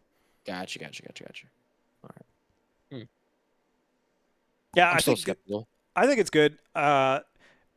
This one is the first time I feel like where if you want to be aggressive, right? Like you want to bring this base, but then also if the best aggressive leader is also red, this is like the first time where I'm like, man, maybe I do run mono. Because before, like we were talking about, like with vigilance and with command, it was like if these are really good, then I'll run mono. But now, I look at it, I'm like, Sabine is clearly the best aggro, especially on the hero side, and I'd probably argue of any of the aggro decks, she's probably the purest aggro leader we have. And so then if you want to run this good aggro centered base, you're in double aspect already. So I think this is actually really interesting, like deck building conundrum that we kind of have already of the best aggro base and the best aggro character are obviously both aggression. So now it's like, do you take a worse base? Do you take a vanilla 30 to get into yellow or to blue or to green if that's, whatever pairs best at the end? Or do you just go mono, get the aspect card if there's any other double aspects cards as well? That was just interesting to me. This was the first time I thought where it was like, oh, I want to play this with IG, and then I was like, wait, crap, I would have to be mono, where we haven't really run into that before. Yeah. Yeah. I don't know. I feel like I don't like. I'm a bad player personally, bad pilot here. So I need that extra 5. You know, I can't let my extra 5 health go. Well, the decks you play and are currently playing, I would agree, do not. But Yeah, like, I'm a late game player anyway. You're I a late need game that health. dropping a bunch of big stuff. That's Brian. Yeah. I'm like, I need to get out before I make too many mistakes, so I need to get in there and just kill you before I make too many mistakes. I can only process so many rounds. Once we get past round Dude, 5, it's true. If it goes too, oh my gosh. Tuning out. yeah, yeah. I mean, like Sabine, Boba, IG-88, Han. Like, I think this is. I think you take Tarkintown, right? But if you're Luke and you want to splash red, I think you still take Catacombs of Kadera, Yep. just the base one, because I don't think he is as aggro as the other ones. But yeah, I like this. Like this a lot.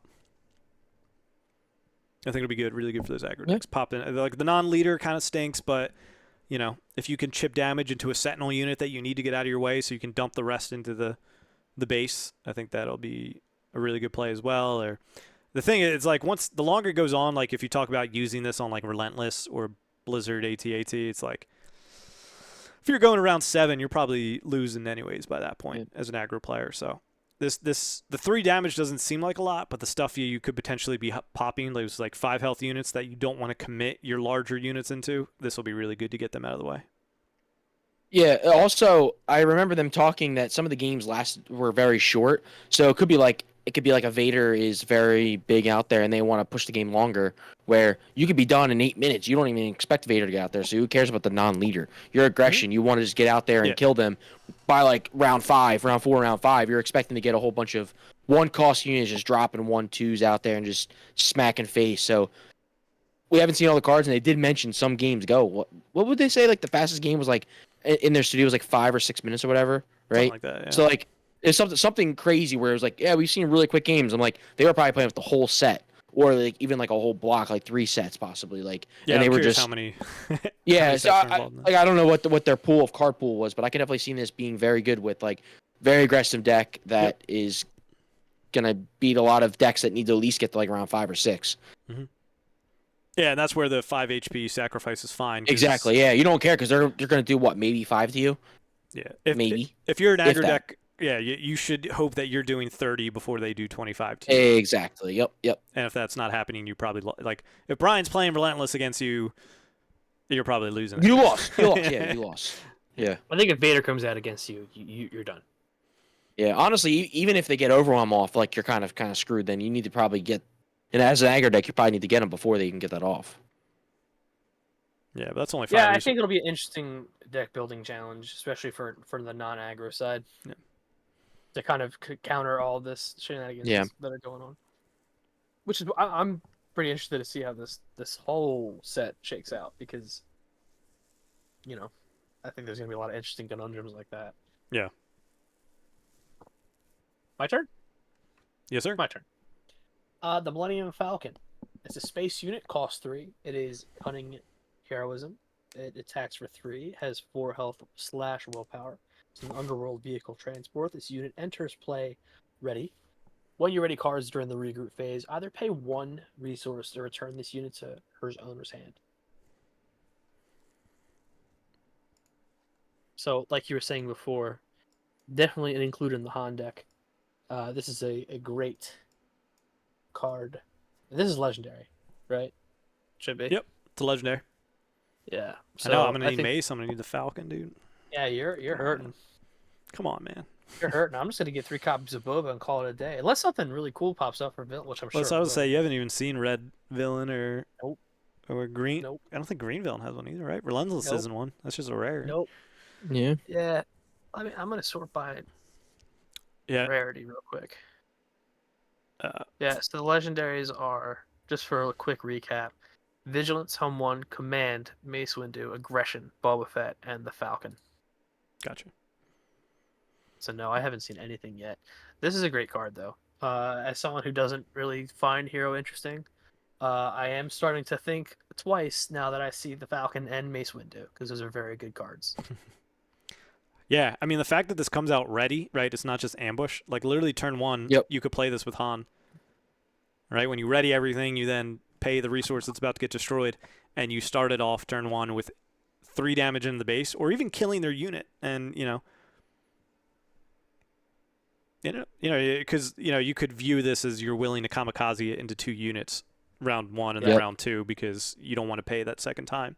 Yeah. So there's Plus some you have options there. you have 2 more in your deck too, more than likely. So if you have this, I'd take the trade. I'd even eat it and bring it back to your hand, drop it back down, eat it again potentially, and then hopefully you're doing card draw and you can get it again if you need to get it again, or I like it. Yeah, Very scary. I don't know Is how this much an auto include? in what Han. Another deck. Oh, definitely Han. Yeah, but other decks. I mean, where do you see this fitting in?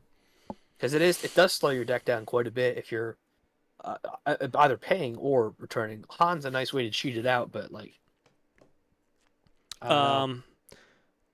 Definite drawbacks. It definitely slows the game. I think down I a little play bit. this in Leia because I'm interested. It doesn't have the rebel trait, which is definitely a drawback for Leia. But just thinking like green, like being able to get resource, like resupply and stuff, and get a resource advantage like that. But yeah, it'll definitely kind of come down to what you're playing. Because even if you're looking for something to clear out space, you could just run the Alzatech gunship or whatever with ambush, and that's a 3 cost. I think that's a 3/4 too, as well. And it's like that's not necessarily a good card, but you could view that as a 3 cost removal for space. And so that can just come up and kill anything in space for that.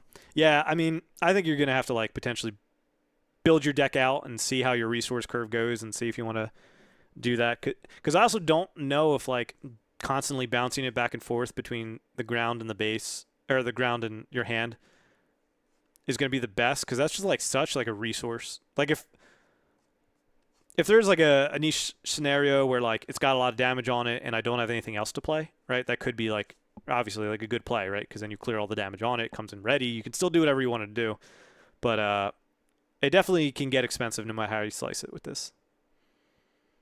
Yeah, and I don't think the next card that it's supposed to like go with and help out that situation is like an auto. Like in a 50, I don't know if I want to spend 6 cards to, maybe find the combo when the time comes to make this work. Yeah, no. Yeah, I also just thought of it's also air or space. Yeah. Space. So like you got to hope that they have. You can't really do that like kill a unit, bring it back, then put it back down, kill another unit or whatever, unless they have space units. So yeah, but like think that. about if I had this turn 1 when you Yeah. played the double TIE fighter, right? That's I Oh. wipe your TIE fighters out right there, and that's such a Yep. Yeah. good neutralizing thing. Yep. Yeah, that does kind of help you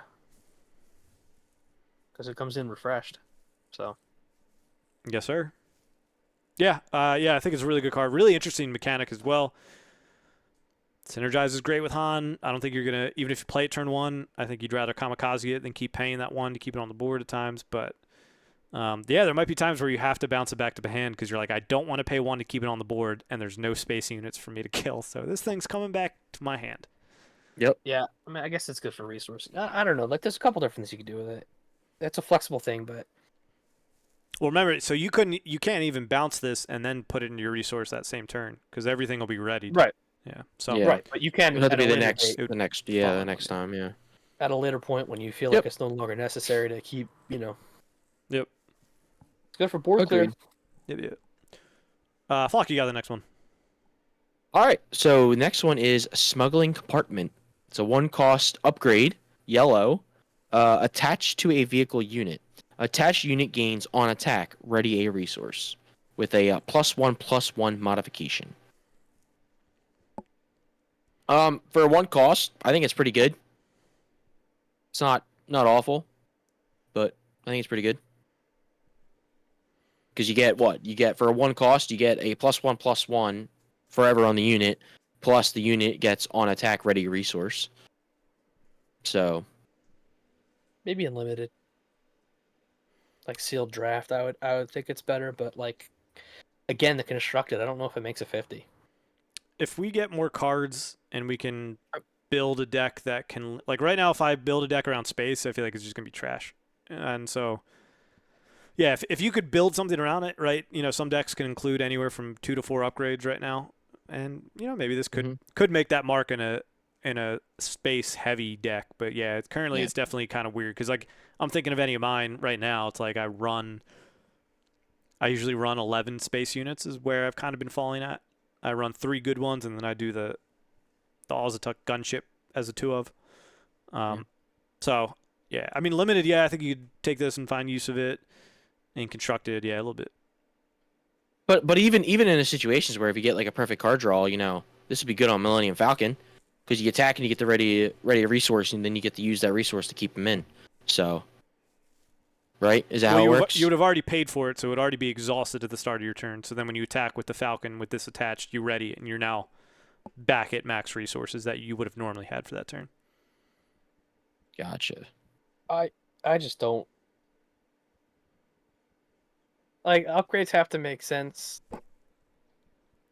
Like they have to, I don't know. I just this on a leader could be really like if there's ever a leader space like that like if you think about all the times we've talked about some of the good upgrades, a lot of them have been like put this fallen lightsaber on Vader, put it on IG-88. In the niche scenarios, I'll put it on a stormtrooper. But like this, the only options are something that can get vanquished, can get waylaid, can get whatever. Whereas if we see a hero that can be space, I think the potential for these space only upgrades could go up. Yeah. Yeah. Currently though, poo doo doo. Yeah, I mean, yeah. If you could certainly try. You could run like a decent amount of vehicles right now. You could go green, get that prepared for takeoff, to search your vehicles more. Run green yellow, get this in there. Play the Falcon in a non-Han deck. Stonks, dude. You could. Yeah. That sounds like a lot of cards for a suboptimal play, but to ready sure, a resource on attack before the yeah. No, I know. Trust me, It'll work. I agree. The mental gymnastics you just did to make this card somewhat playable is commendable. All right, next one coming up is Fighters for Freedom, the PC version for Freedom Fighters. Is a 3-cost hero aggression unit, red unit. It is a ground unit. It is a 3 attack, 4 willpower, a rebel trooper. It has Saboteur, which when this unit attacks, ignores Sentinel and defeats defender shields. And then it has an ability that says when you play another aggression card, you may deal 1 damage to a base. It's an uncommon. This is really good. Sabine? Yeah. This is really... Yep. Like right now, it's even kind of still weird, a little mid, just because there's still not like I built the Sabine deck. I did like mono to see what red would look like, and there's not a lot of good red cards still for hero. But I think this is really good and will be included in a Sabine aggro deck. But currently, like still not enough red. Like the split ends up being a little weird. But Saboteur and that for 3 costs, 3/4, I think is really good. Where is my villain Saboteur? Is what I want to know. That is true. Everything's been heroism, and I'm really annoyed about it. 2 cunning heroes and now the aggression. Yeah, it's also ironic because I think hero is going to be more shields. So you would think that villain would be more destroying shields or going through shields, and we haven't seen that yet. So I'm waiting. I mean, Vader has a literally delete your shield on a stick. Like that's his ability. So it's like, yeah, you don't have Saboteur, but you just ping my shields off. Well, yeah. Yeah, but like that's Vader. That's only if you're playing Vader, though. Yeah, but the Vader Vader player I'm was the playing one Boba. I don't have that. I don't have that on Boba. You don't need it on Boba. You'll be fine. If I'm playing Boba Red, I don't Just have the board. Saboteur yet. I don't have anything to ping off shields. Just flood the board. Yeah, You'll be alright. Really good aggression card. Pings damage more and more it goes, and then also it can just go right to base and ignore Saboteur or ignore Sentinel. Yep. I think the value of Saboteur is more so the ignore Sentinel than it is the shields for this one, but every game's different. Yeah. Man, I get another legendary tonight? That's crazy. Bros, on fire. Aggression. A 4-cost double aggression event. Choose 2 in any order. Draw a card. Defeat up to 2 upgrades. Ready a unit with 3 or less power. Or deal 4 damage to a unit. I need this art on a poster, on a playmat.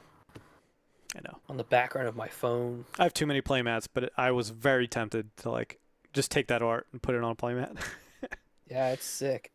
I think that again, I'm kind of like whelmed in the area of the aspect legendaries, right?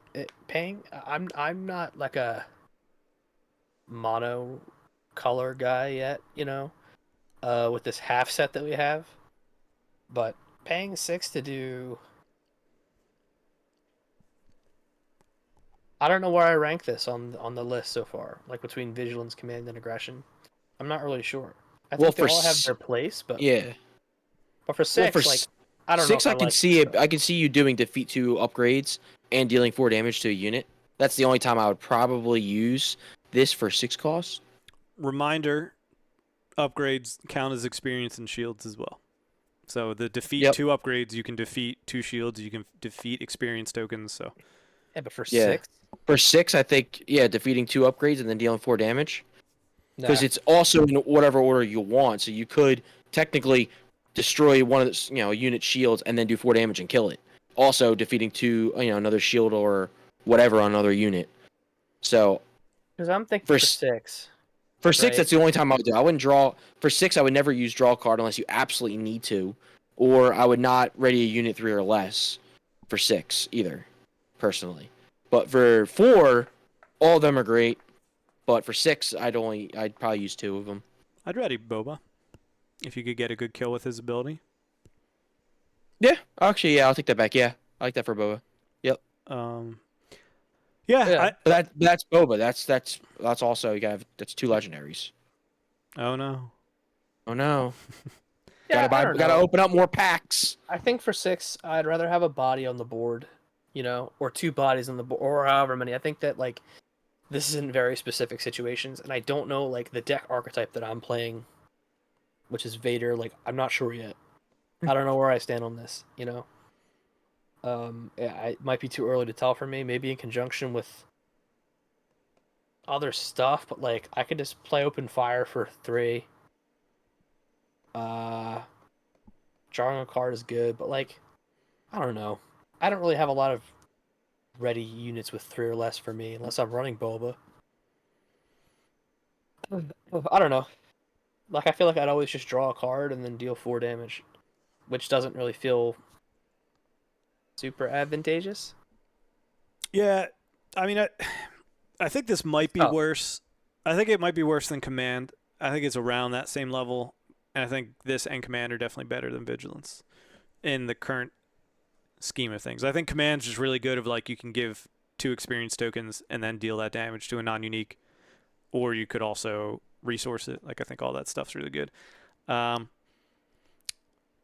this is weird. Borders of 4, I think it's really good. 6, a little tougher, but hey, dude, you could do mono red with Vader, and that could be like an aggression style of like a lot of damage out of hand, and then closing out with Vader, with open yeah, but fire, then with Vader saber, how? with aggression. I think Don't you're. give Going him too against many good Vader. ideas. Don't give him too many good ideas. I do think you sleep on these double aspect cards a little too much. I think they're better than you give them some credit for, especially because the upgrade. Like at first, when I saw the 2 upgrade thing, I was just thinking, like, dude, nobody plays upgrades at all. But then it was pointed out that it counts for shields and experience, and I think that is really good, and also up the stock of the next card that we'll read in a second too. Which I thought that was kind of poopy as well. But then I was like, ooh, Is that my cue? ooh. I mean, do you guys have any other thoughts on the double aspect aggression? I have a lot of thoughts. I just don't know how to articulate. You know what I mean? No, I don't think that they're bad cards. Like I don't think this is a bad card. I just don't think this, like, for me particularly, I want to use it. I won't be upset if I pull it. I might run one of it, but like I don't know if this isn't automatically put 3 in my deck. Yeah, it definitely will depend. It's one of those cards that feels like it seems like they did a good job designing it. That it feels like a 5 cost card. You don't want to pay 6 for it, but if you're double aspect and you're paying 4 for it, like it's a good card to have in your deck. Yeah, if I'm paying 4, then I think it's a different situation. But like I just think that green works so much better with Vader right now. Right now. You know? You haven't tried. Yo, live a little. Expand your horizons beyond command and aggression Do villain. you know me at all? Do I take risks? Dude, you play Nami self-mill in One Piece. You're crazy. You're a changed man now. Sure. That's true. Fun deck, by the way.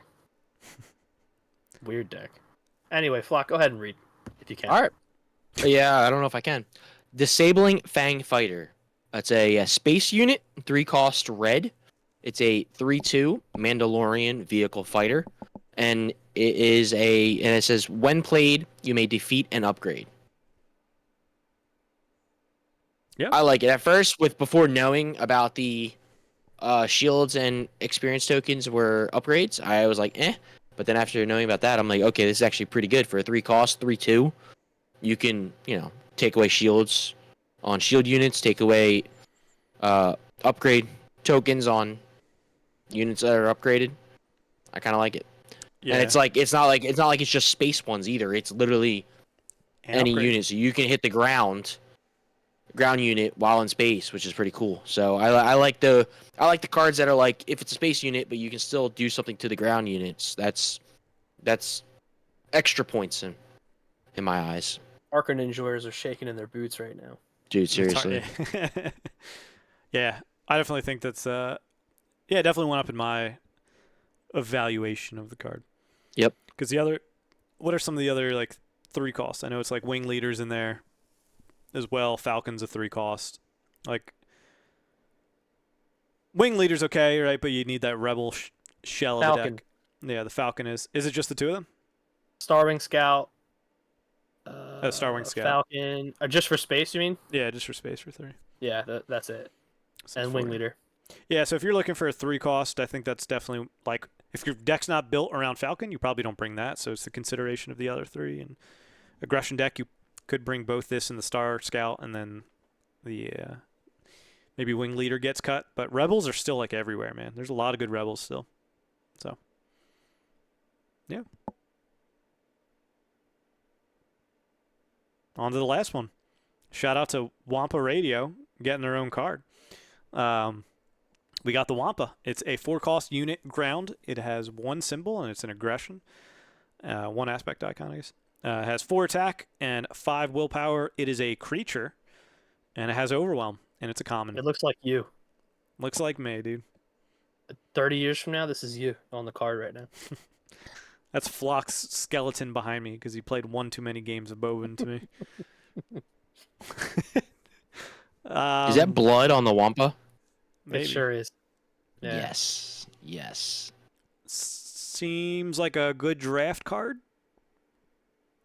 Currently, there's like, I don't know. Currently, it doesn't feel as good because there's no synergy where there's like other cards you can play that have synergies within it, right? Like just having a creature tag does nothing right now. Keep Jack running this in his all red Sabine list this weekend. I mean, currently, yes. If you're running if you run Mono Sabine, you literally have to run every possible card that you can with that. Like, if you don't want to go out of aspect, that includes You're My Only Hope. You have to run at least 2 of those. Wow. And you have to run the droids and stuff too, which is like an aggro deck. If you're not having any 1-drops and having to play R2 round 1 feels bad. When you can play a Stormtrooper and you're an aggro deck too, you're gonna win. Yep. Yeah, I mean, like 4/5 overwhelm body's fine, but doesn't really synergize well. Like nothing crazy about it. To fill out the decks, I think it's fine for now. You could possibly include it, but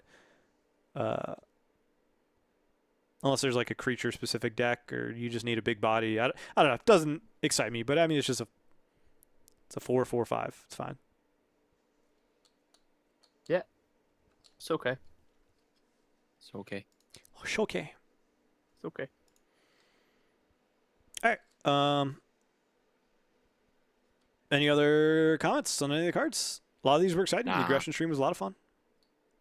We got 4 Aggression cards stream out of was it. That was one too more short. one more than I thought, right? Did we get Yeah. 3? Yeah, Yeah, we got the Fighters for Freedom. Aggression, Fang Fighter, and Wampa. Yeah. And then we got Tarkintown on Tuesday, so we've gotten those 5 cards, and then we got Falcon and Smuggling Compartments. We've gotten 7 cards this week. Stonks up We're to the spoiled. moon, dude. We're spoiled. Stonks. Stonks. All right, we're going to transition on over to guest questions, podcast questions. So let me pull up. I'll do the Facebook ones first. So congratulations, Facebook users. First one is from Nathan. Shout out to Nathan. We always saw him at events. He lives in the PA side of things, but Nate was always a lot of fun seeing him. Hope you're doing well, bud, and appreciate the question. But he says, based on current spoilers, what leaders are feeling the strongest? Boba, yes. Luke and Boba, Yes. yeah. Boba. I think Vader, Luke, and Boba are the top, personally. Think Han, we got to try Han out with the Falcon. I could really just push him another level. Yeah, I think with Yeah. the Falcon, Han is up there. I got to try Han Red, and we got to see how that goes. I think Han's definitely up there for sure. I mean, he's scary. He's unpredictable too. we haven't played Tarkin as much recently, but Tarkin for me was I think Tarkin and Boba were the best two for a while. We've gotten a lot of cards since then, so I almost want to say Boba, Tarkin, Han. I think would be my top three. But that's a little biasness of wanting Han to be good, and I think Luke and Vader are both good, but I think they're a step down from those three.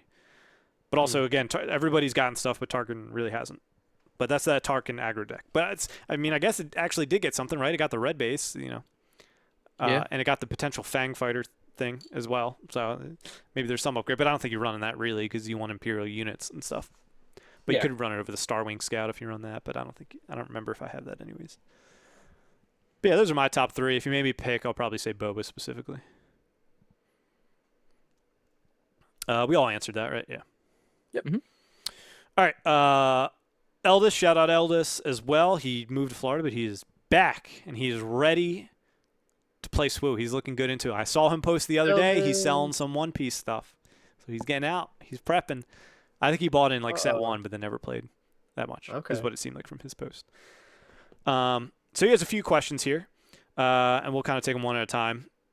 So first is cards you're still hoping to see. So any specific characters? Jar Jar. I want to see Jar Jar. I mean, he's got to be in the game at some point. Dude, As a leader, probably leader. not. As an event, Leader probably. Jar Jar, I want. Or unit. I imagine he would be I'll- a leader. I want leader. I want leader. I want leader Jar Jar. I'm sure you do. I'm still patiently waiting for Leader Palpatine because That'll be nice. the Royal Guard says if you control Palpatine as a leader or a unit gets +0/+1.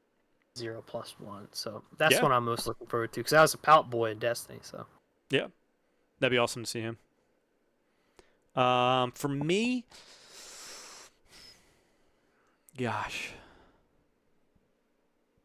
You already got your Han, so what else are you looking for? Yeah, that's who I have been after. Ray 1.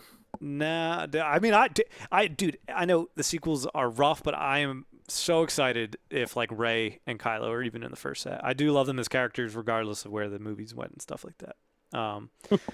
But maybe pick, man, coming off Ahsoka.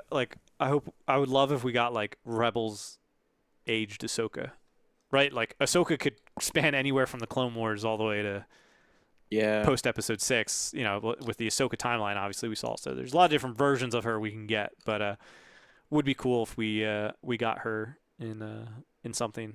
And now I'm having the itch to rewatch the movies and the TV shows and stuff too. So I'm sure I'll start wanting a lot of the Andor characters. I'm sure I'll watch 4 and I'll want Wedge and stuff like that. So Honorable mention is Zeb too for me. Zeb, yeah. Ooh. Because Zeb sucked in Destiny.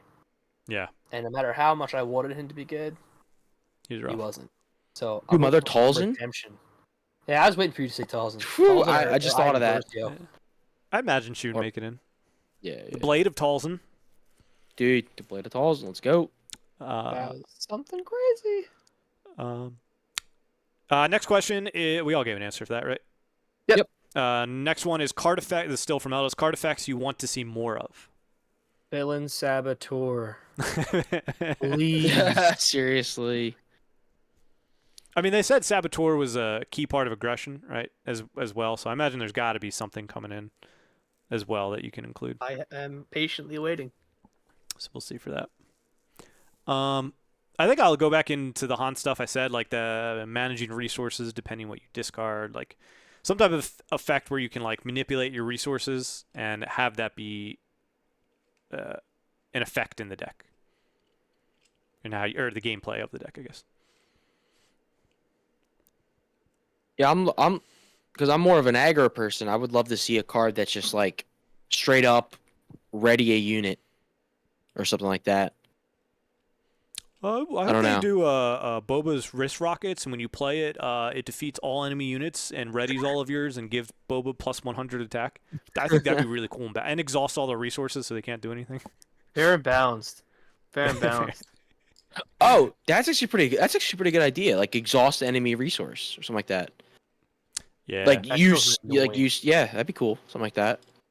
That would be a yellow card for sure. yeah, I would imagine. Yeah, Because some like type of yeah, resource if they're manipulation. if they're like a deck that they want to play a lot of big cards, you're like, all right, well, I'll lose a resource and a card to make you exhaust a resource. Then you can't play your big unit, and then I have a bunch of low cost stuff that I could just still drop. Would be actually pretty interesting, actually. Yep. Third one is favorite build so far. I think mine's Han, Flox is Boba, and Brian's is Vader. Nah, my favorite's IG, dude. Yeah. No, it's Boba. It's Boba. Nail on the head. And then the fourth one is why is Brian so handsome? We'll never Why are know. you so handsome, Get a room. Mr. Eldest?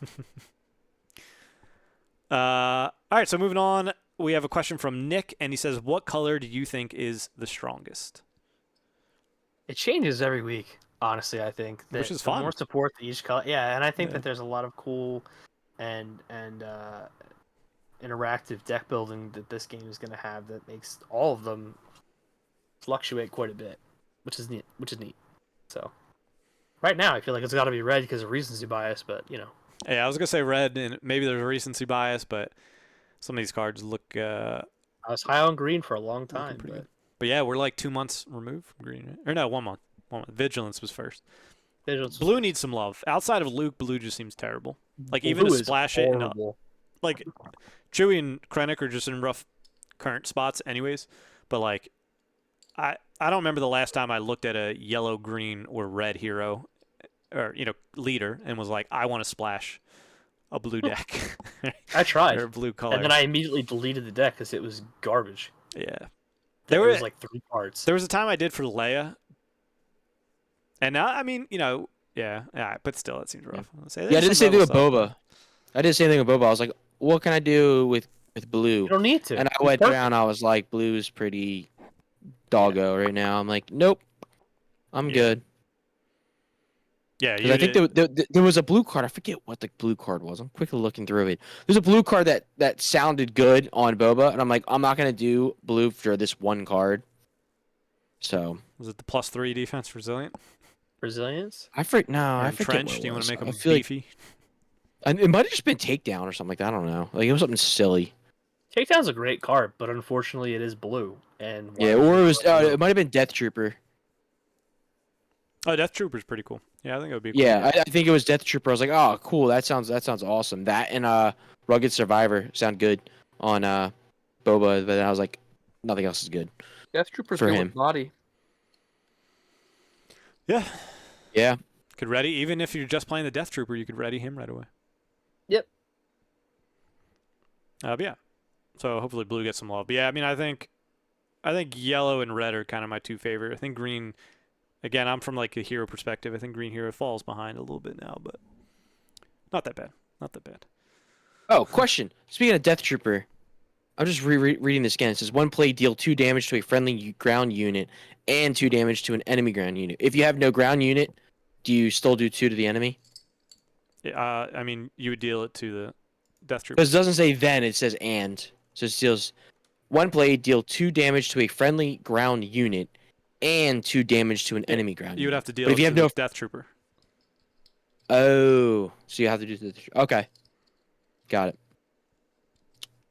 Sorry, I just Hey, that's okay. had a moment. Had one of my moments. That's all. Sorry.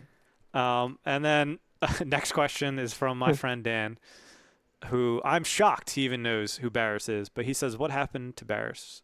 I think she goes by Morgan Elsbeth now. Yeah. But yeah,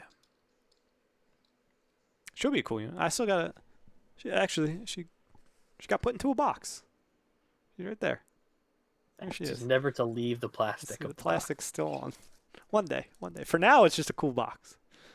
That goes. I got to put Mace up there too. Though his box is upstairs, in my Shatterpoint corner.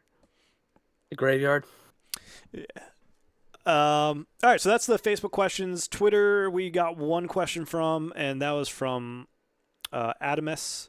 And it simply was, are you planning on going to PAX Unplugged or TwitchCon to demo the game? No to TwitchCon, yes to PAX Unplugged. We're going to be there Friday, definitely. Going to look to demo and meet some people, and going to try to get some interviews as well. Hopefully there'll be some new information that we can be a part of. FFG can, gift us with, bring us and letting us be a part of that. So that's our plan right now. Hopping over to Discord, we got Uncle Scott. Favorite leader to play so far? A little bit of overlap, probably even what we said. Mine's Han, Flox is Boa, Brian's Vader.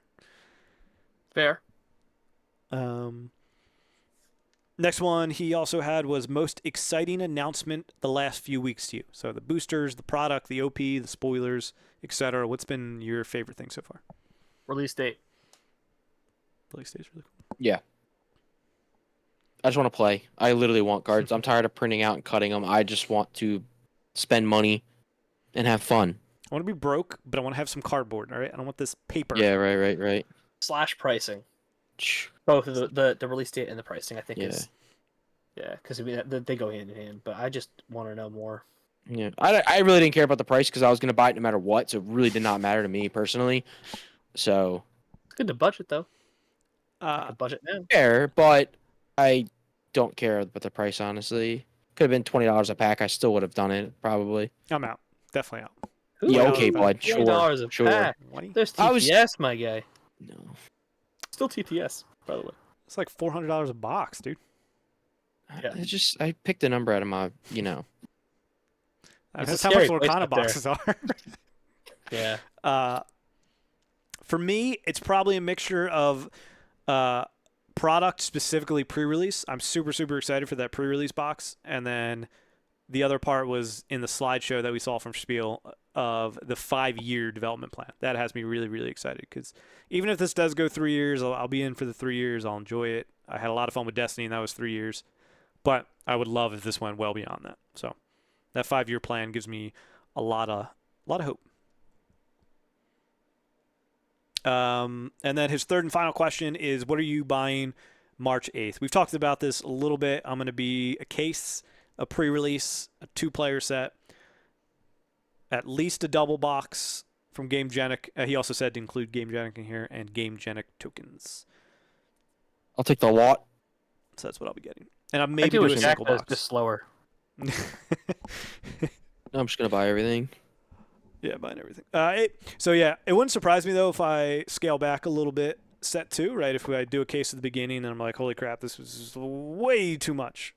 I could see myself doing 4 boxes and then buying some singles and stuff like that. So I don't believe you. But set 1.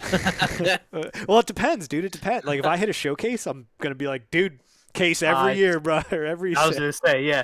I think I'm still a case.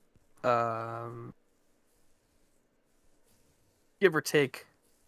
No, just give 1 or 2. Up to 8. Take. I'm still gonna. Yeah, I mean, listen. I mean, we're gonna be buying a lot of packs, right? We're gonna have like the Yeah. pre-release, and then we'll probably try to. Brian, I'm sure from Wreck and Rule is gonna try to do draft at CBS. So there's gonna be some draft events we do. So we'll have a case plus, handful of extra packs. I'm sure there'll be packs from the store kits and stuff that we'll be playing in, and prize support for weeklies. There's a chance of that and stuff. So. I think there's a very real likelihood that if I don't pull a showcase from my boxes, dude, I'm there with you. I'm already trying to process how I'm going to tell myself no to a Han showcase because I'm not. I'm buying Vader. Because or how much would you pay for a Han showcase? Like, what if I pulled it? The Han showcase. For you? How much? I would mug you. 7 Stanley nickels. Holy, how much, dude? How much would you give me? 5 Shroot bucks. The most I would ever do from like an eBay or TCG player, like $250. Yeah, 2. I All think right, 2. 300 it is. Cool. No, I get a 99.9% discount for dealing with you. I got a 50% markup from dealing with Flock. Yeah, I don't know. I think that there's a real possibility that does happen, right? Like, I think I'm pretty set in what I want to play, at least for this set. And you know, next set, I don't even want to talk about it. You know what I mean?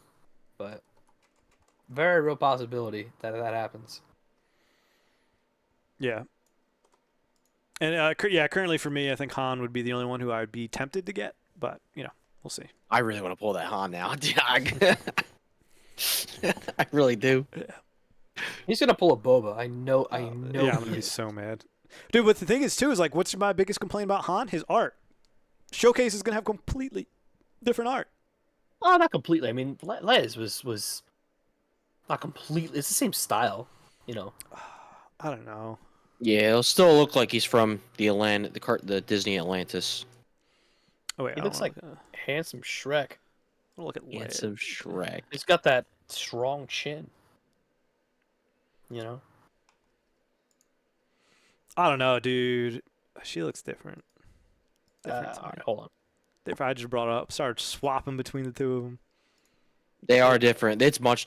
Who's the artist? Check the artist. Can you see the artist? Sandra Chelowinski and Different artists. yeah, different artist. So it's And definitely going to be Melina. different. Oh, hey, shout out to Sandra. She also did the Mace and the Kylo that we talked about as well. I like seeing these artists pop up again and again. There's been a decent amount already. I don't know. Is everything good on Leia? There's no upside down like glove or anything. Oh, no, I don't know. Looks good. We good? Oh yeah. Okay. Yeah, Cool. looks good. Good. We're good. So that's what we're buying. A case, 2-player pre-release, Game Janic stuff, and then plus $200 for the showcase of a character we want. Hopefully, Han is maybe not as good or like more niche, so his price goes down. Yeah, Han's a terrible character. Yeah. Terrible leader. Yeah, Like guys, you don't don't even want play him. Han. You don't want Han. I'll He's just terrible. take them off your hands, guys. Yeah, he's terrible. All right. Next question is from Banana Crapshoot. And also shout out Inception is Garbage Rollers in case anybody doesn't know. Go check them out. They do daily gameplay, do like 3 articles a week as well, stuff like that. So be sure to check them out. And then Banana Crapshoot has Space Arena, Ground Arena, Saga. We record on the same nights. And his question for us says, what's one mechanic from Destiny you'd want to see implemented into Unlimited that you have not seen yet? Dice. But I wouldn't Sure, want all I can dice in think this, of. though. Yeah, that's all I can think of from Destiny. That I want dice. I feel as though everything they've done from Destiny has upgraded. There's And I definitely truly think that. Like Mhm. I don't think there's anything that I need from Destiny that isn't here, which is great. You know, I'll miss the dice to an extent, but like, man, I still remember walking through the streets of Philadelphia going to PAX and hearing like the shuffle, and like people are like, what are you carrying? We used to get Yeah. stopped at like TSA. airports. Yes, and dude, stuff. that's the Yeah. best. They're like, oh, you're a nerd. Okay. Yeah, and so I'd have to like All right. whip out my dice in the middle, and you know, like it's just like it's not a necessary thing. So Yeah. I think that we're good. Hear me out. An upgrade or something like that says bring a D6 and roll a D6 and it has certain stuff. Flesh and Blood does that. Yeah. Like that's not unheard of for like a card game having having a D6 or a whatever type of die. So I can see there possibly in the future being like an upgrade that's like, okay, roll a D6 and do whatever it says, you know. Yeah, there are archetypes in Flesh and Blood that rely heavily around rolling dice. Yeah. The brutes. Yeah. The only issue I would have with that is like, is it like bring your own die? What if you have a weighted die for a certain side? Like, how do you test for that? That'd be my only question for like competitiveness. Like, you know, You would know all about Game that. Janic's gonna come out with their own dice line. I'm just. Giving your proclivity to. I mean, I've rolling never natural weighted my dice max damage. before. I just had somebody else do them. Just send them away. For me, right now, I think I kind of miss some of the, or we've gotten a little bit with like rebel and imperial interaction, but like the spot mechanic, spot a yellow character, spot a this you can do spot an aggression character, spot a vigilance character, or something like that. Like I thought that was kind of unique because those cards were like better, kind of in Destiny, But right? The spot stuff was usually better, but you had to keep that. It does lead to a dead hand too. I mean, so yeah, but I mean that was same thing in Destiny. But yeah, could be some interesting plays with that, or even like piloting. I hope they expand on piloting. And I don't know if we'll see that this first set, but it definitely felt lackluster in Destiny because like you only had the one set with it, so they didn't really get to like see the full scope of what they wanted to do with that probably. So if they could like bring back piloting in an interesting way, that could be cool. Yeah, like bring your ground unit that can pilot go to like the space. That'd be interesting. and activate at the same time. Yeah, like you could bring Wedge or Hera and they start out on ground. And they go up, or Boba could even there could be a future Boba that attaches to a fire spray. Like Anakin could be a really good candidate for that too, right? Really good star pilot. So there's definitely stuff in there that they could do. Yeah, I kind of want more action cheating. They have a little bit with the ambush, but like more action cheating would be nice. Who's the only one we have? Is it just Leia? Really, the only one that has that attacking with 2 units essentially? Yeah. Yeah. Action economy. Han has a little bit of that kind of to an extent, to a degree. Yeah. Not Han? particularly like action cheating, but Just ambush. like curve wise. I mean, like Oh yeah. Yeah, well that's not action cheating. Yeah, that's just No. it feels like it. feels like you are cheating. Because It feels like it's cheating, and it was an action. actually, now I'm thinking about there is that one Imperial unit that's like when play attack with There's an no Imperial trooper. unit, increasing it by 2 or something like that. So like There's a they do rebel on have that. too, yeah. They do have that. Yeah. So never mind. I guess there is action cheating already. Very, very limited. Yeah. Yeah. I imagine we'll see stuff that would take an extra action or whatever. All right. So that's Banana Crapshoots, and then next one we got 3 questions from Jedi Geek Girl from iRebel Gaming as well. All these content creators asking questions. First one is predictions for the double cunning legendary card.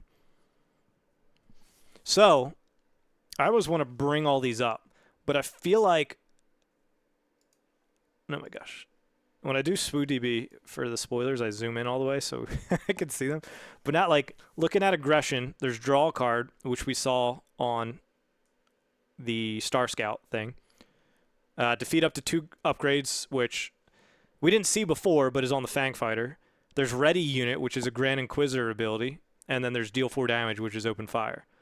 And then going down to command. Just put all the other ones together, like all the yellow. That's what. Together. And it's like command is give 2 experience tokens. You have that from Tarkin. A friendly unit deals damage equal to its power. Which do we have any of that? Akbar's kind of that, but not really. Put this event into play as a resource, which is resupply. Boba, right? Well, not green, but yeah. And then return a unit from your discard pile to your hand, which Home One did. And then let's see. Yeah. Vanquish. Vanquish is discard 6 cards from opponent's deck, which I don't think we saw anything. Vigilance. Vigilance. Sorry. Vigilance. I was looking at that as well, right there. Discard 6 decks. I don't think we see anything. Kanan now has decks. 6 decks, 6 cards. Discard 6 decks. Vanquish discard 6 decks. You and everybody at your table, they're all gone. Everybody. Drop 4, you win 4 games. We saw that from Kanan later on.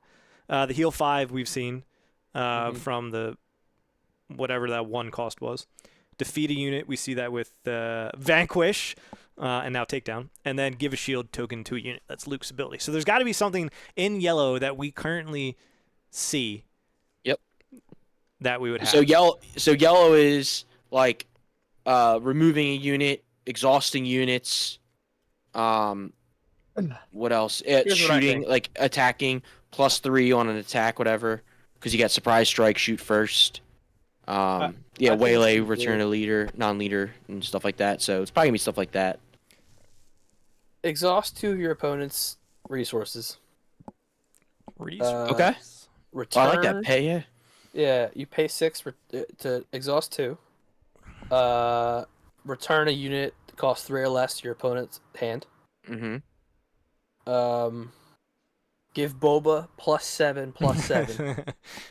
If you control Boba, you instantly win the game. If you control Boba, he comes in ready for the rest of the game, and you can re-ready him as many times as you want.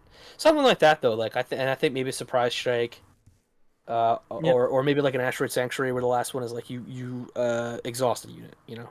Exhaust a unit up to. I think it might be one of those, where like you exhaust or Yeah. remove.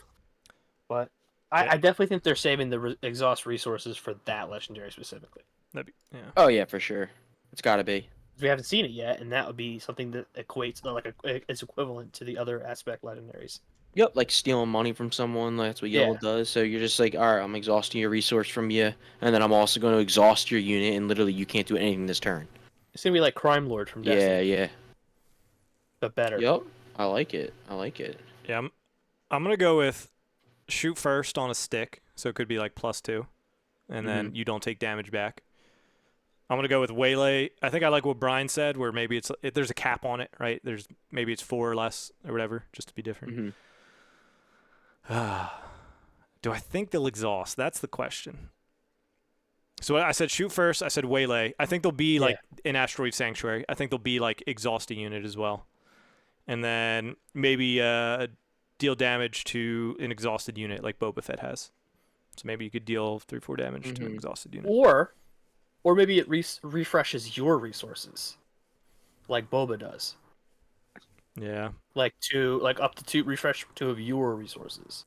But that would have to be like super overcosted, because like because that's just like you're paying. Busted? If it's going by your what is it? They're normally 4 costs, they've so all it'd be been 4 yeah. double yellow. So you're gonna only play in a mono, so you're paying 6 and you get some money back. I mean, I don't know. Yes, if you play one color and you pay 6 for this and refresh 2, it's like you're paying 4. And then if you play for 4 and you refresh 2, then it's like you paid 2. It seems That's on brand for yellow. Which sounds really freaking strong. It's on brand for yellow though. You never know. Yeah, maybe there could be maybe some like type of way to do something with your resources, or look at the top card of your deck and play it as well. Yeah. For Well, it could be something like Leia. Like Well, so, exhaust. Leia's like either ready a resource or exhaust a unit. So it could be like it could just be that Because green, ready your own resource or exhaust the enemy unit. They get to choose one. Make it a resource. So. Or make it a resource. Yeah. Interesting. I think there's a bunch of different ways they can go with that. Honestly. Yeah. It's definitely got to be like surprise attack or shoot first. It's got to. That's 100% one of them. Whatever it is, I think is gonna be the best. That's my guess for all that. Best one. All right, second one is, where does Ahsoka rank in terms of the Disney Plus shows for you? I assume Star Wars shows, so we can leave out the Marvel ones. Andor, Ahsoka, Mando, Obi, Boba Fett. Right, those are the 5 shows we've gotten. Yeah. Not counting like Bad Batch and. Yeah, not counting. Bad Batch would probably be above Boba Fett, below Obi-Wan. If Clone Wars season 7. That might be above Mando for me. That was a really good season. I don't think I finished Bad Batch. I definitely didn't. No, season 2 has a pretty good ending. I gotta go finish that. I didn't finish season 2. I gotta finish that. Wow, I completely forgot about that one. Yeah. Yeah, for me, Ahsoka's probably like 3. Like, for me, it's obviously Andor. Andor is fantastic. And then, for me, it's Mandalorian, personally. Because I like Mandalorian and all that kind of stuff. Western stuff. And then Ahsoka. There's some things in Ahsoka I did not like. Some things I really did like. So. I'm guessing we're trying to keep this spoiler free, right? Yeah. Yeah, we're still only like, what, a week out? Yeah. A week? Yeah, spoiler free. I'm trying to keep it. But yeah. I think it's still Mando, Ahsoka, Andor, Obi-Wan and Boba, but like meh, like this much. Obi-Wan has to top it because the Vader stuff was so cool. The Boba Fett, I'm still scarred by like the spin. Just everything in Boba Fett was just, it was just so weird for me. Yeah. It all good ideas. I want to rewatch Obi-Wan too as well. I'm excited to rewatch that. Have I just started rewatching the whole. I'm on episode 2 now.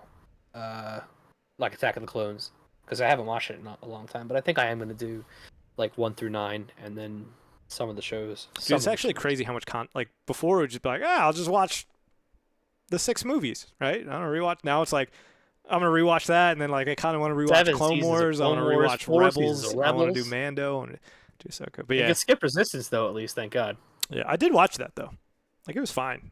I actually really liked Resistance. It was a little cringy at first, but then it got much sense. better. Not a lot of thinking in that one. It was cool to see the connection between that and another character we met. But yeah, I think Ahsoka and Andor are like real close for me. Mando was season 1 and 2 are probably like up there. Season 3 kind of took it a notch down for me, and then a good little bit of ways Obi-Wan, and then a good little bit of ways Boba. I think Ahsoka's number 1 if it wasn't the amount of episodes that we got. Dude, we get this season. Another season, right? Is there? Did they officially announce an Ahsoka season 2 or no? Dang. I don't think so. There's another Andor one, which will be awesome, and that obviously can affect. Andor's coming out in August. Oh wow, really? Oh wow.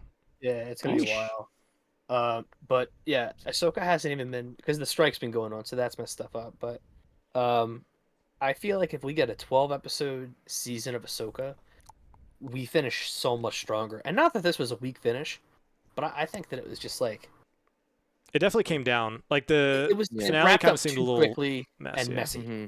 Yeah, it feels like it ended with more questions than it started with. Like it had a lot of questions, and then they answered it. Yeah, but it's one of those cringy things where it's like there was too much. At the beginning, you have questions. Okay, those get answered. At the end, there's even more questions, and it's like, all right, well, you're clearly leading to a movie, and it's just like, I found that kind of cringy. Yeah, maybe. I feel like they were more so leading towards a movie, personally. But it was just like too many questions and I'm like, okay, great. I came in with questions and left with more questions. And yeah, I'm gonna move us on though, because we're at 2 hours 20 minutes. And sheesh. Good question. The last one that Jedi Geek Girl has for us is, what is your ranking of the 4 aspect types so far? Quick fire. I'm gonna go yellow, red, green, blue. And this is yellow, red. This is your yellow, interest. Red, blue. Yellow, red, blue. That's all there is. Green, red, yellow, blue. Blue sucks. Blue's terrible right now. Yeah, cool. Yeah, I know. I glanced down at the record time and I saw 2:20. I was like, that's amazing, because it didn't feel like that. Doesn't feel like 2:20 to me. We had a lot to cover. Whew. Yeah. Okay. Yeah. So we'll wrap it up. Probably no podcast next week. Continued gameplay videos. We'll podcast. The 25th is the next stream. We'll probably do I assume that's a Wednesday again. I didn't look at the calendar though. Yes, it is. So we'll probably podcast the 26th. So next episode will come out in 2 weeks. So we'll have that bi-weekly schedule again. We'll probably have bi-weekly for a while, barring bigger events like when PAX Unplugged comes to town and we do that and stuff like that. So, yeah. Remember to like us on Facebook, on Twitter, YouTube. Give us a rating if on Spotify. Subscribe. Give us thumbs up on YouTube. All those special things that you can do to help us be found, and appreciate anybody that's already done that. I think that's everything. Feels like it. Any closing thoughts? It feels like we haven't ended with more questions than answers this time. But we have been getting more just listener questions. It's been a lot of fun to have those at the end. I could talk about these last couple questions for hours. Well, yeah, we could talk Star Wars forever. And the nice part is that I think the expression I've heard recently is like, it's pizza. It's good. Right? There's going to be some pizza that's better, but I'm always going to eat it. I'm always going to enjoy it. And you never say no to pizza. If there's pineapple on it, you just pick it off. Oh. Yes. Not for me. I'll eat that happily. That's my preferred. I think I'm getting Domino's tomorrow. So we're going to be looking for a new co-host. Anybody that's interested in submitting application. Oh, Flock, you leaving? No. I'm here to stay, baby. All right. There's probably no shot that anybody's still listening, but appreciate it if you stuck around for 2 hours of us. I'm sorry that your day consisted of that. And appreciate you tuning in, and we will catch you in 2 weeks or sooner if you watch our gameplay videos. See.